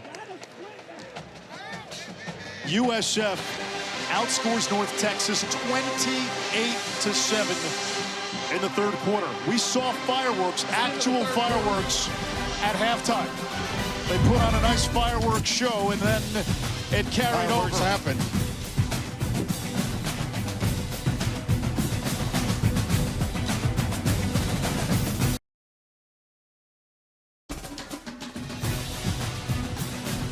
Welcome back to ESPN College Football Time, presented by Ram Trucks. Ganesh Rob, Andre Ware, Paul Carcaterra with you. Friday night, Denton, Texas. DATQ Stadium. First sellout crowd in the history of this place, which opened for football in 2011. But 24th ranked South Florida has capitalized off of 5 North Texas turnovers. They lead 49-28 as we begin the fourth quarter. And the Bulls in the red zone here on 2nd and 7. And threatening again. Alvon Isaac powers to the 10. I know the competition the last couple of games hasn't been stout for USF, but against Charlotte and South Carolina State, 117 points, 1,100 plus yards of total offense in those 2 games. And they're on the verge of getting north of 50 again. Short pass to the tight end. Sullivan breaks a tackle and drags tacklers to the 3. First and goal. Well, he is a really good-looking player. As I mentioned earlier, he can stretch the field, complete tight end, and excellent blocker at the line of scrimmage. Going quickly, it's Isaac. He's ruled down at the 1. Oh, and it was the block of Wyatt Sullivan that gave him a chance to get close to getting in. Nice little wham block on the defensive end, and got another player for North Texas that's slow to get up. Yeah, it's Trey Fields, who was one of about a half-dozen guys on defense to follow D coordinator Skylar Cassidy from Sam Houston to North Texas.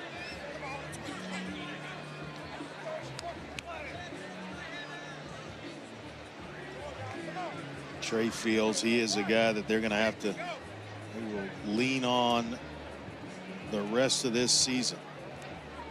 Came over with defensive coordinator Skylar Cassidy from Sam Houston.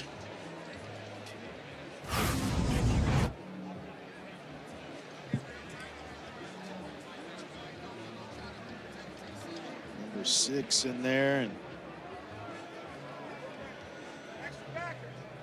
they're working on his leg. You think it's just a cramp.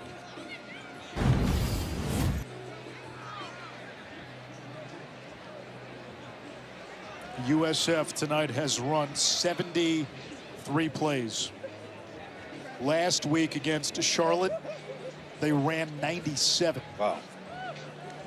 Hopefully I'll have something on Fields in just a moment. He is, without a doubt, the best communicator on this defense. So vocal on the sidelines, in the huddles. He was a youth league quarterback. He played for his dad, Dorland. And when I spoke to Trey this week, he told me, you got to be the guy when you're a quarterback. And his dad taught him at a young age, they will move how you move. So his actions on and off the field as a leader, critical for UNT. Yeah, he tackles everything, Clark. And, you know, his tackle grade of 90.7 was the best in the country coming into this game. You talk about see it and hit it. That young man is a sideline to sideline player and tackles anything in the way.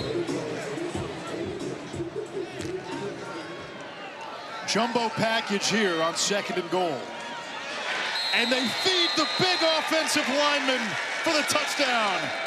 Cole Skinner, thick 6. Oh, he'll remember that for a long time. Line him up at fullback. Bring in the jumbo package and big Cole Skinner. I mean, he didn't even have to. Basically, if he slides to his right, he goes in standing up and untouched. His job. Call that a fullback dive. Yeah. You saw how nobody wanted to get in front of that? Yeah, Merrifield was in there as well, leading the way. 56-28. USF in the last 3 games has scored 173 points.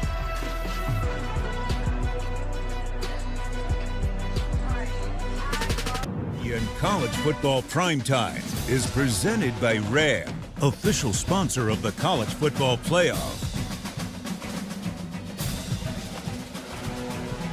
The Murchison Performing Arts Center, home to the renowned University of North Texas College of Music.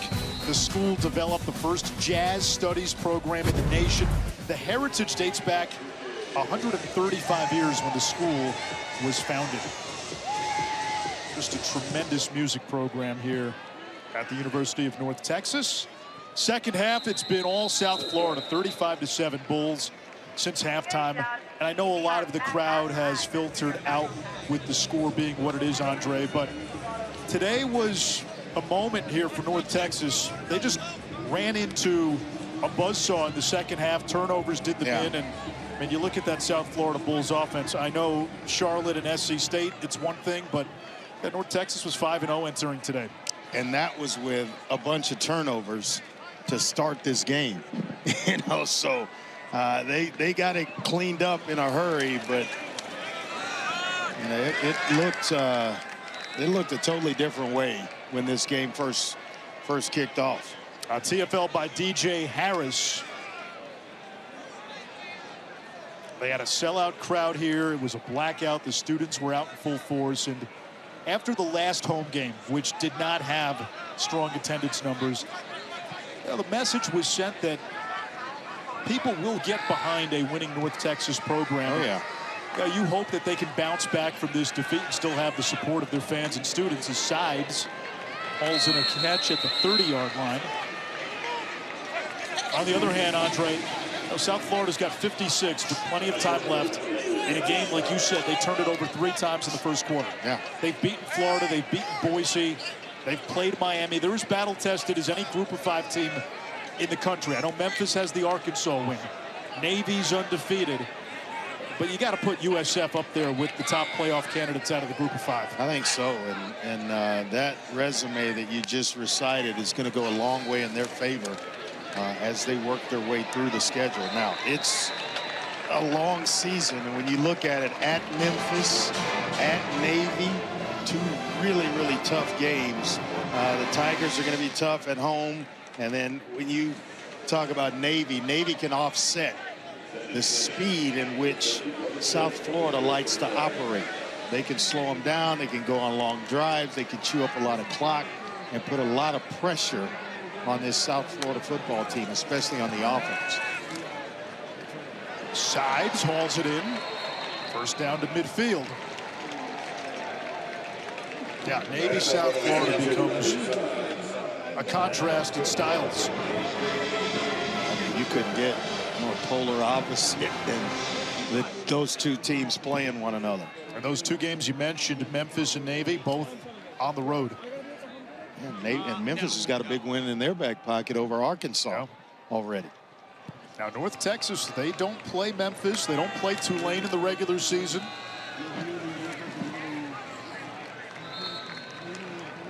Short run by Hawkins.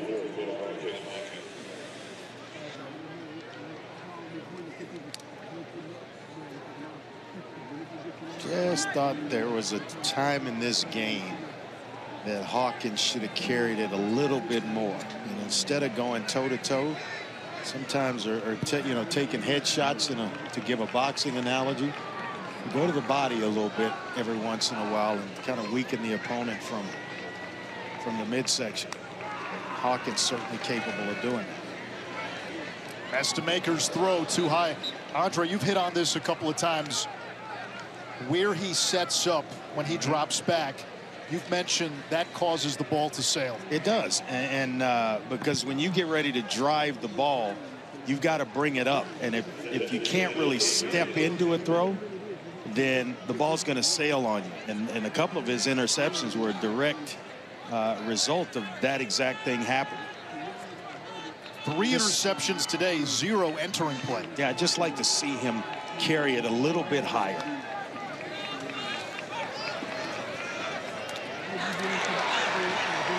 A first down catch for Wyatt Young, who has a touchdown today. Now, if it's clean like that, you get away with it. You're in the shotgun. You don't get heavy pass rush. You can step into the throw and you deliver it with accuracy. But when things start to break down around you, that's when that's going to happen. Almost brought in with one hand by Young, 2nd and 10. One of the things that they've been really impressed with Estemaker, his ability to soak up knowledge. He's a sponge, and you mentioned a mechanical correction maybe down the line. He seems like the kid that can make it. For somebody no doubt who did not have a ton of live reps before he got to college, and even last year started 1 game. And keep in mind, he's just a redshirt freshman. He's got a lot of football to play, and I kind of described it today as a blank canvas. You can kind of mold him into what you want him to be because he hadn't been, coached a lot in terms of mechanics and things of that sort because he was never really the starter. Probably running scout team in high school a lot, playing defense and being was an all-district punter. So, yeah, he could clean things up mechanically, and he's going to be just fine. Merrifield is down again for USF. And we will step aside. 10:24 to go in regulation. South Florida doubling up North Texas.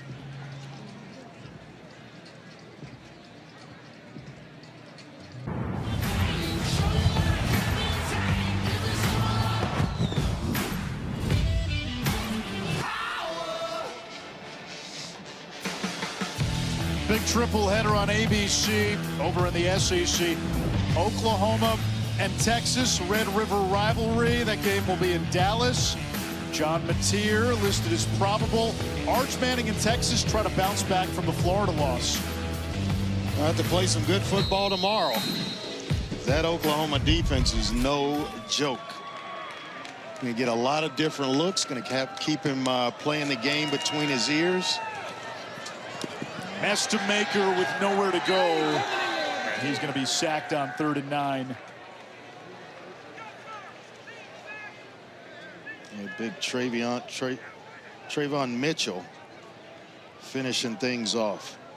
7.5 sacks at West Florida, a D2 school last year. Offense will stay out there. 4th down, 12 to go.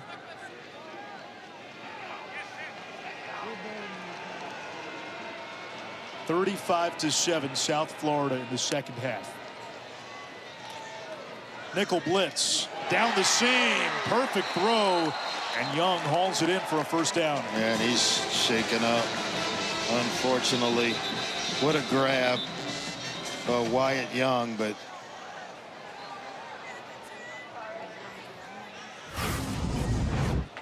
a lot of injuries in the game tonight.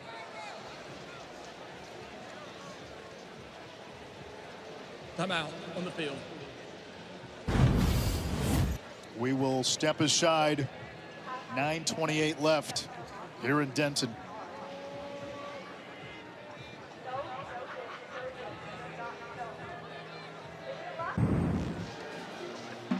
Anish Shroff, Andre Ware, Paul Carcaterra. Friday night in Denton, Texas. North Texas had its chance early. South Florida committed 3 turnovers in the opening quarter. North Texas only scored points off of 1 of those. And then South Florida started to right the ship, and in the second half it has been all Bulls. Maker with a screen pass to Landon Sides. Cycloning to the 10, a gain of 6. Sides is tough. Wyatt Young, another tough young receiver. They are set up to have long-term success. Maker, just a redshirt freshman, and Caleb Hawkins, a true freshman, along with Coleman, who's just a sophomore. So all the big-time playmakers on this offense, they're young. The challenge for not just North Texas, all the Group of 5 schools. How do you keep them? Here's Hawkins.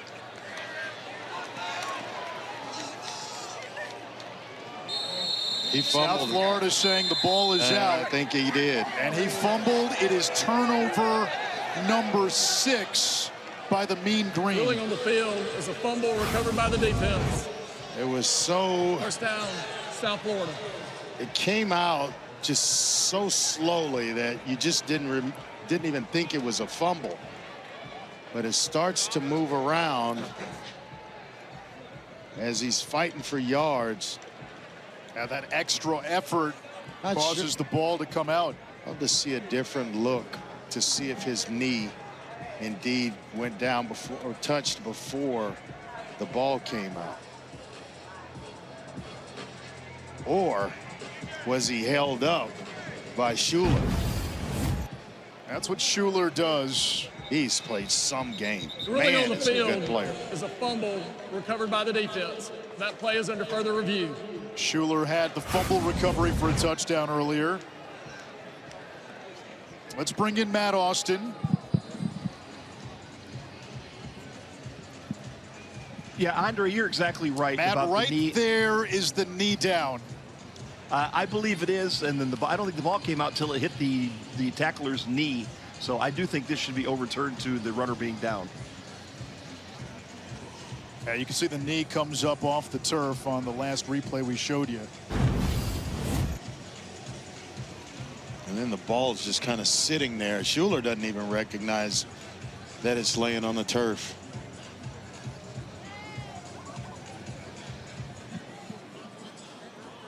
Schuler in his career entering tonight, 5 forced fumbles. Had one last week. He and Harris just seem to be in the middle of all the chaos. Yeah. I mean, last week he had 10 tackles. He forced a fumble. Got to the quarterback and forced a quarterback hurry. Meanwhile, Harris on the season has 4 sacks and 3 forced fumbles.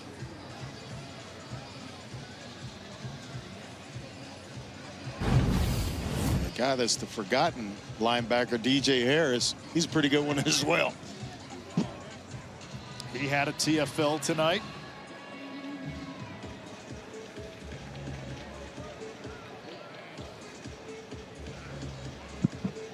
Now, we mentioned when you have quality players at the group of 5 level, the bigger schools try to poach you. Yeah.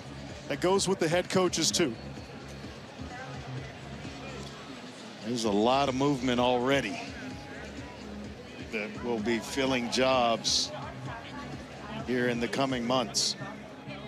And you already hear Alex Golish and Eric Morris's name linked to some of those openings. And you know, whether there's truth or not, it has to do with their success. That's why people put them on the runner was list. down by a rule prior to the fumble. It will be 3rd down at the 10-yard line.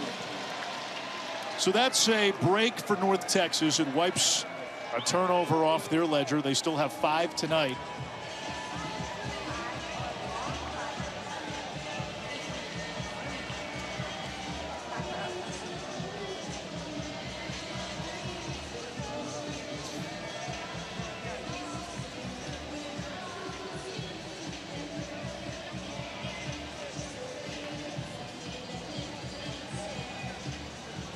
We talked about the schedule for South Florida. It doesn't get any easier for North Texas. They got UTSA coming in here next Saturday. Jeff Traylor's team.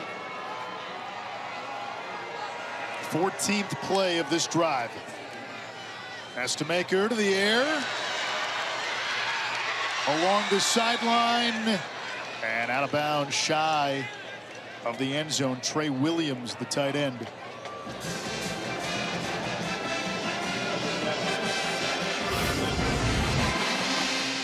To be stretched, trying to get to the end zone.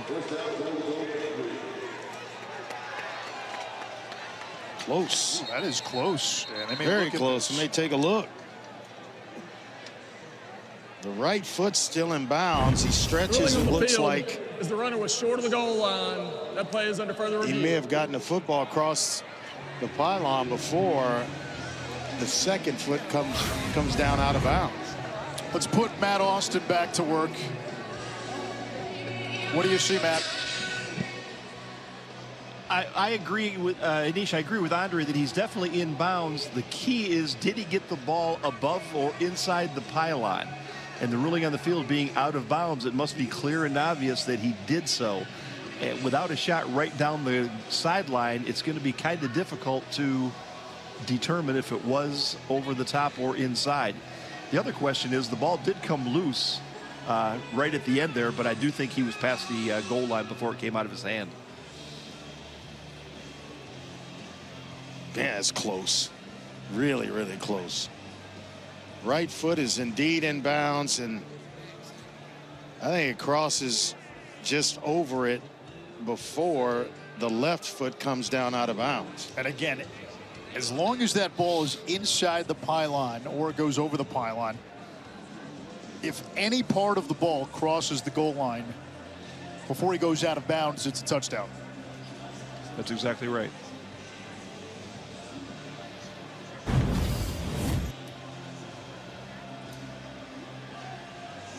Ruling on the field is important here. They put the ball at the 1. It was not a touchdown.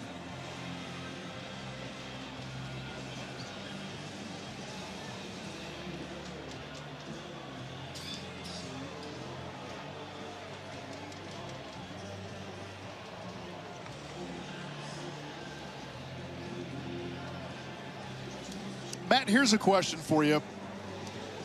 8 minutes to go in this game. It is a 28-point game. A lot of times officials won't look at these plays and they'll point to the score because of the competitive nature of the game.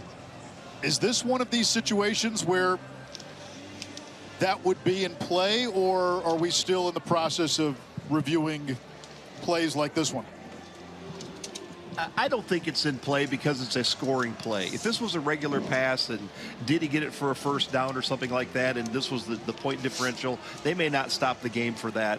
But since it does include a score, so I do think it's a good move to stop the game. And the other part of that story is the coach may challenge it if they don't stop it. So they may as well go ahead and take a look at it since it's a scoring play. Yeah.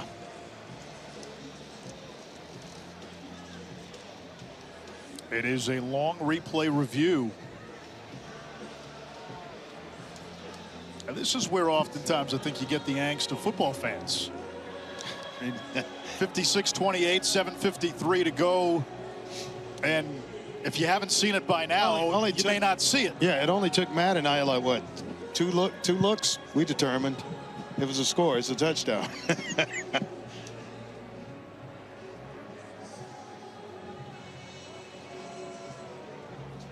We have a terrific director in Ashley Ward, but that's not the shot that people want to see of an official staring into the replay camera. After review, the ball broke the plane of the goal line. It's a touchdown.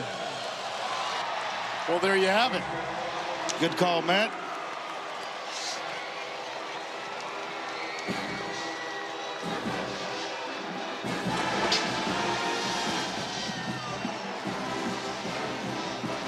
(56-34) with the PAT coming. That looks like they will send out the offense for a two-point conversion.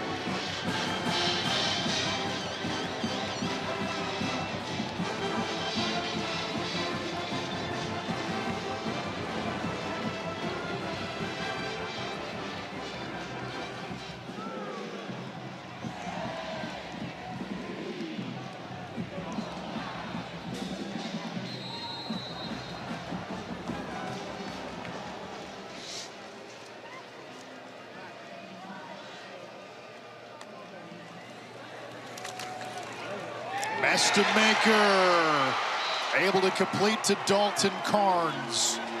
Conversion's good. It's 56-36. They set this up perfectly, driving guys into the end zone, and then they bring Carnes on the out route behind everything after it clears out, almost like a natural little pick.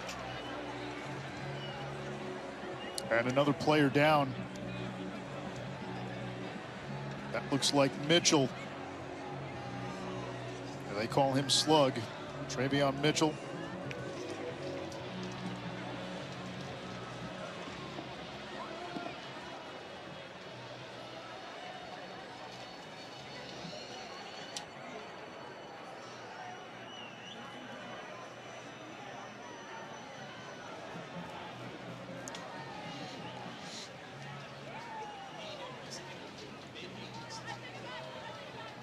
Mitchell, a D2 transfer from West.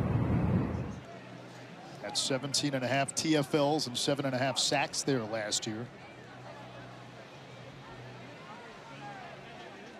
Gulf South Co-Defensive Player of the Year with all that production that you just described.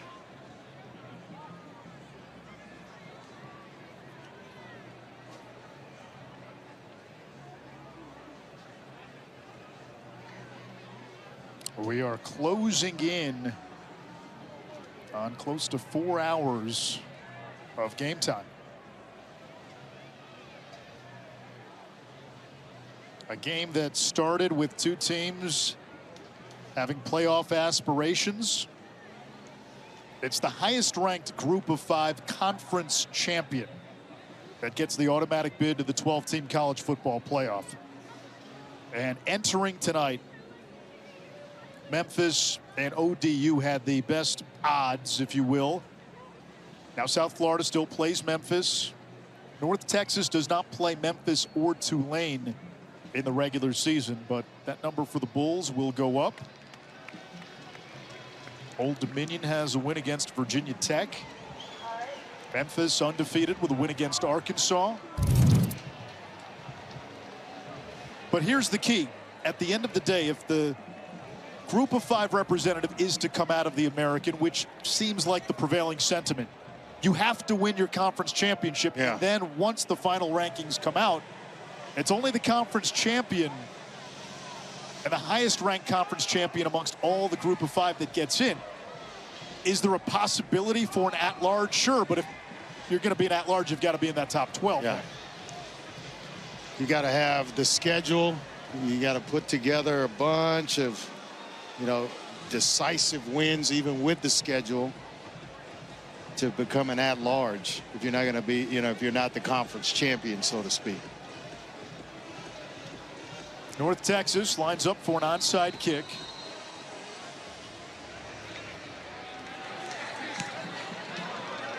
Big bounce, fielded by Singleton, part of the Hands team. And South Florida has the ball with 7:52 to go. Now, one thing to watch here, Andre, it's a 20-point game, but South Florida does not love to run its 4-minute offense per head coach Alex Golesh. Yeah, and neither do the players. They want to go. And the thing about it, when I was at Houston and we found ourselves in situations like this, Coach Pardee, he might put the backups in, but they were going to run the offense because you never knew when those guys were going to have to play for you, whether, you know, by injury or whatever the reason. They needed the experience of having been on the field. Flag down as Davenport carries across the 40.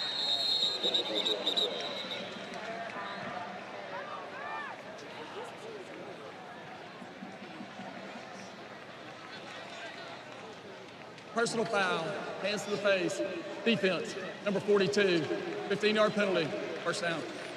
It's kind of why a guy like David Klingler could throw for more yards as a backup than most guys would throw for as starters. See the hand clearly to the face. Yeah, Braden Knox. Yeah. It's also why you wanted to get the ball to begin the game, because you knew receiving to begin the third quarter, it wouldn't matter if you're on the bench. Might not be in. But no, I just believe, if you believe in your offense, you take the ball at the coin toss if you win the coin toss. I'm not waiting to see what happens in the second half. I'm going to try to dictate what happens in a game with an offense that I have confidence in. Andre, you're talking about the backups, but Alex Golesh is going to have no choice to play some backups. Cartavius Norton, one of their starting running backs, didn't play today. Sam Franklin, he was in the tent earlier. Chaz Nimrod went to the locker room and has never returned. Keyshawn Singleton, a wide receiver, was in the tent. He came back, and we've seen some linemen like Mike Lofton banged up. So you just want to get out of here healthy if you're Alex Golesh. Yeah. And he's also had, Clark, some youngsters. Pettigrew has played an outstanding game along with Koger. You want those young ones to step up. Davenport erupting through the secondary, and it's a 1st and goal. It almost seems like it doesn't matter who they rotate in and running back, they get production. And Byron Brown, Andre still in there with a 20-point lead, 6.5 to go. And he said as well, you know, the conversation we were having earlier about, you know, putting guys on the field and exposing them to maybe being poached. You know, that's real. That is a real deal. Yeah. That is real right now in the world of college football. I'll give you a great example of that after this play. Brown keeps, and he is in. A 5-touchdown night for Byron Brown. 3 through the air. That's his 2nd one on the ground. Boy, everybody goes inside with Davenport. And it just opened up a nice crease on the edge. Pettigrew with a nice block on the outside for his quarterback. And essentially into the end zone untouched. So, Andre, a couple of years ago on Friday night, we did a game, SMU at Temple. It was a blowout game, and late in the game, SMU with a big lead puts in its backup quarterback. Oh, yeah. Kevin Jennings. Yeah. And now Jennings was the guy who led SMU to the playoff last year. They were able to keep him. We walked away after watching Jennings. I remember in the car ride home, you said, that kid is pretty good. And if he's the backup next year, they're going to have a hard time keeping him. Yeah. Preston Stone was the starter at one point, and then I remember the game against BYU. Jennings came in, lit it up. They had a bye week. He ended up starting the next game, and Preston Stone served as his backup. He's now playing at Northwestern. So somebody was going to leave. It was just a matter of time. That's why you've seen so many spring games go away, because yeah, it used to be with the spring transfer window, which has now gone away. Coaches were afraid to expose their guys in fear of losing out on guys that they developed to other programs over playing time. That's very real.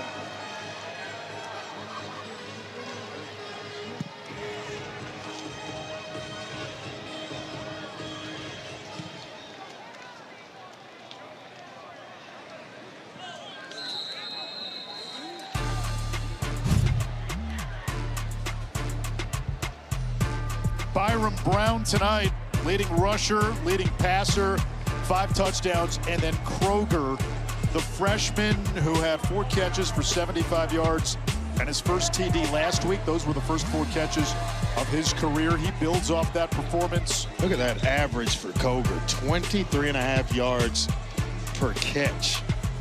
Just sick. Big play after big play for that young man, and boy, does he have a bright future out of Baltimore, Maryland, St. Francis Academy. We get a new quarterback here for the Mean Green. It's the freshman Chris Jimerson. He's a dynamic runner. Now, he has a package in their normal offense. We didn't see it tonight. They just hand it off on first down. He's from Fort Worth.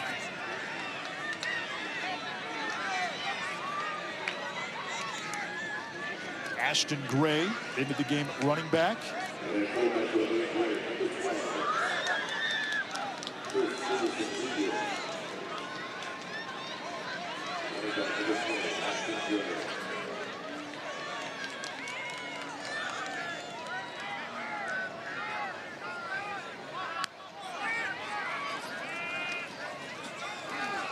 Jimerson dancing. Rifles 1-2 at the sideline, incomplete.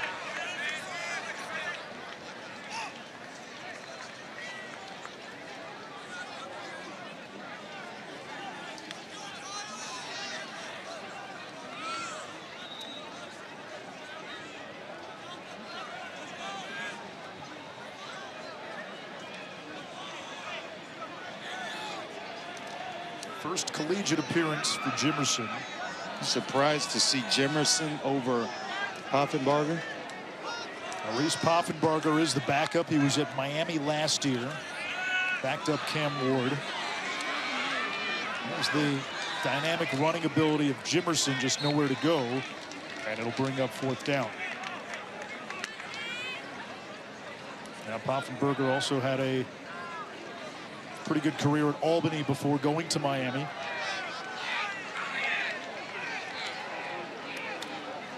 Served as Cam Ward's backup last year. He's brought in to be the starter, and Eric Morris just said, hey, we're going to let you guys battle it out. And Mestamaker ended up winning the job. Cam Ward, by the way, was discovered by Eric Morris, and that in itself speaks to Eric Morris's ability to find talent. Fair catch, Neptune.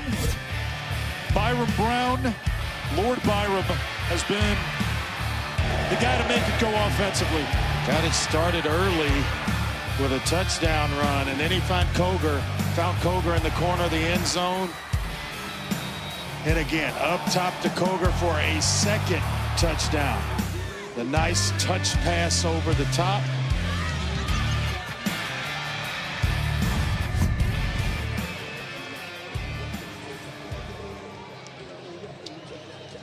Browns' night is done. There's a new quarterback for South Florida. It is Gaston Moore.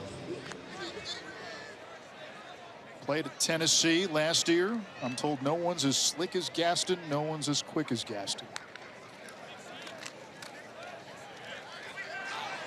Huge hole on first down. Chase Garnett. Both teams emptying their bench. Moore's an interesting story, the quarterback who's in now for USF. Golish was his offensive coordinator for a time at Tennessee. He thought his career was done. He was working in Charleston, South Carolina, when Golish called him and said, hey, our second string quarterback, Bryce Archie, who started a bunch last year when Byron Brown was hurt.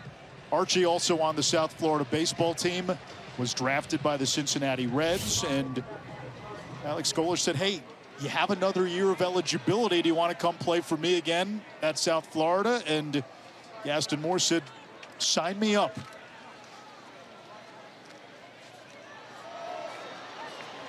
Garnett breaks off another long run.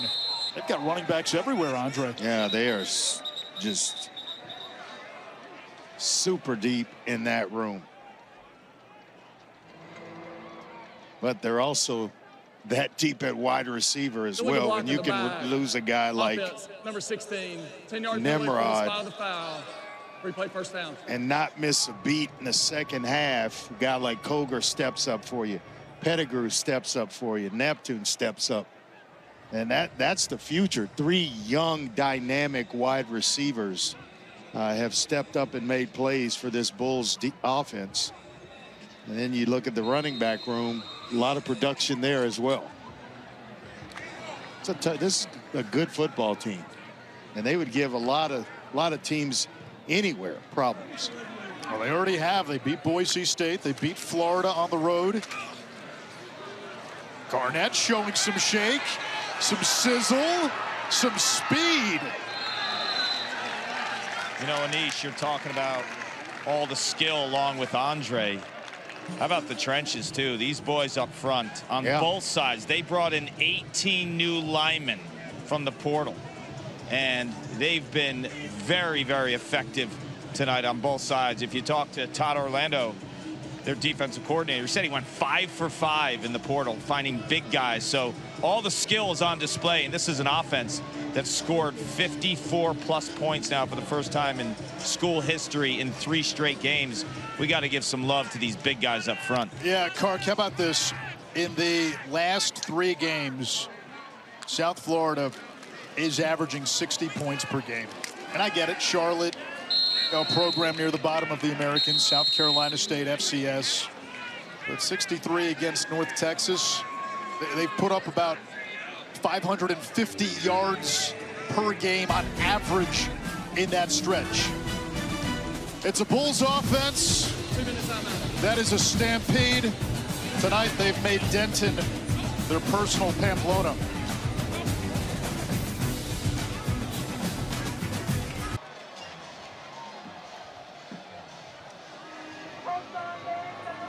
With the win tonight, South Florida's odds to make the college football playoff rise from 11% entering play to 19%. And remember, they still have a road game against Memphis. They still have a road game against Navy. And sandwiched in between UTSA. And anytime you face Jeff Traylor's teams, you're going to be in for a fight. So that one's going to be tough, though they get UTSA at home.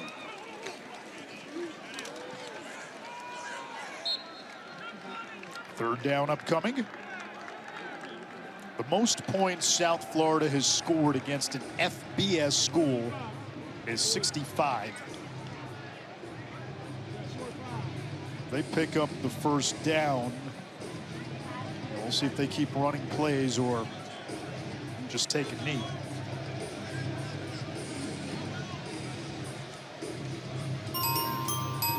On that clock to just tick right on down.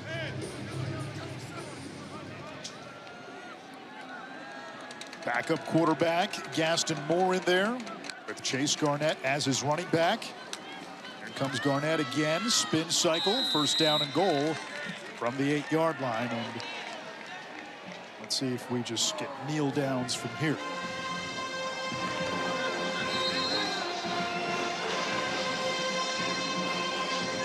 This was a 21-21 game at halftime. Yeah. But 42-15 in the second half. It started with a double dip right at the end of the first half. Then they came out after halftime, went down, scored again.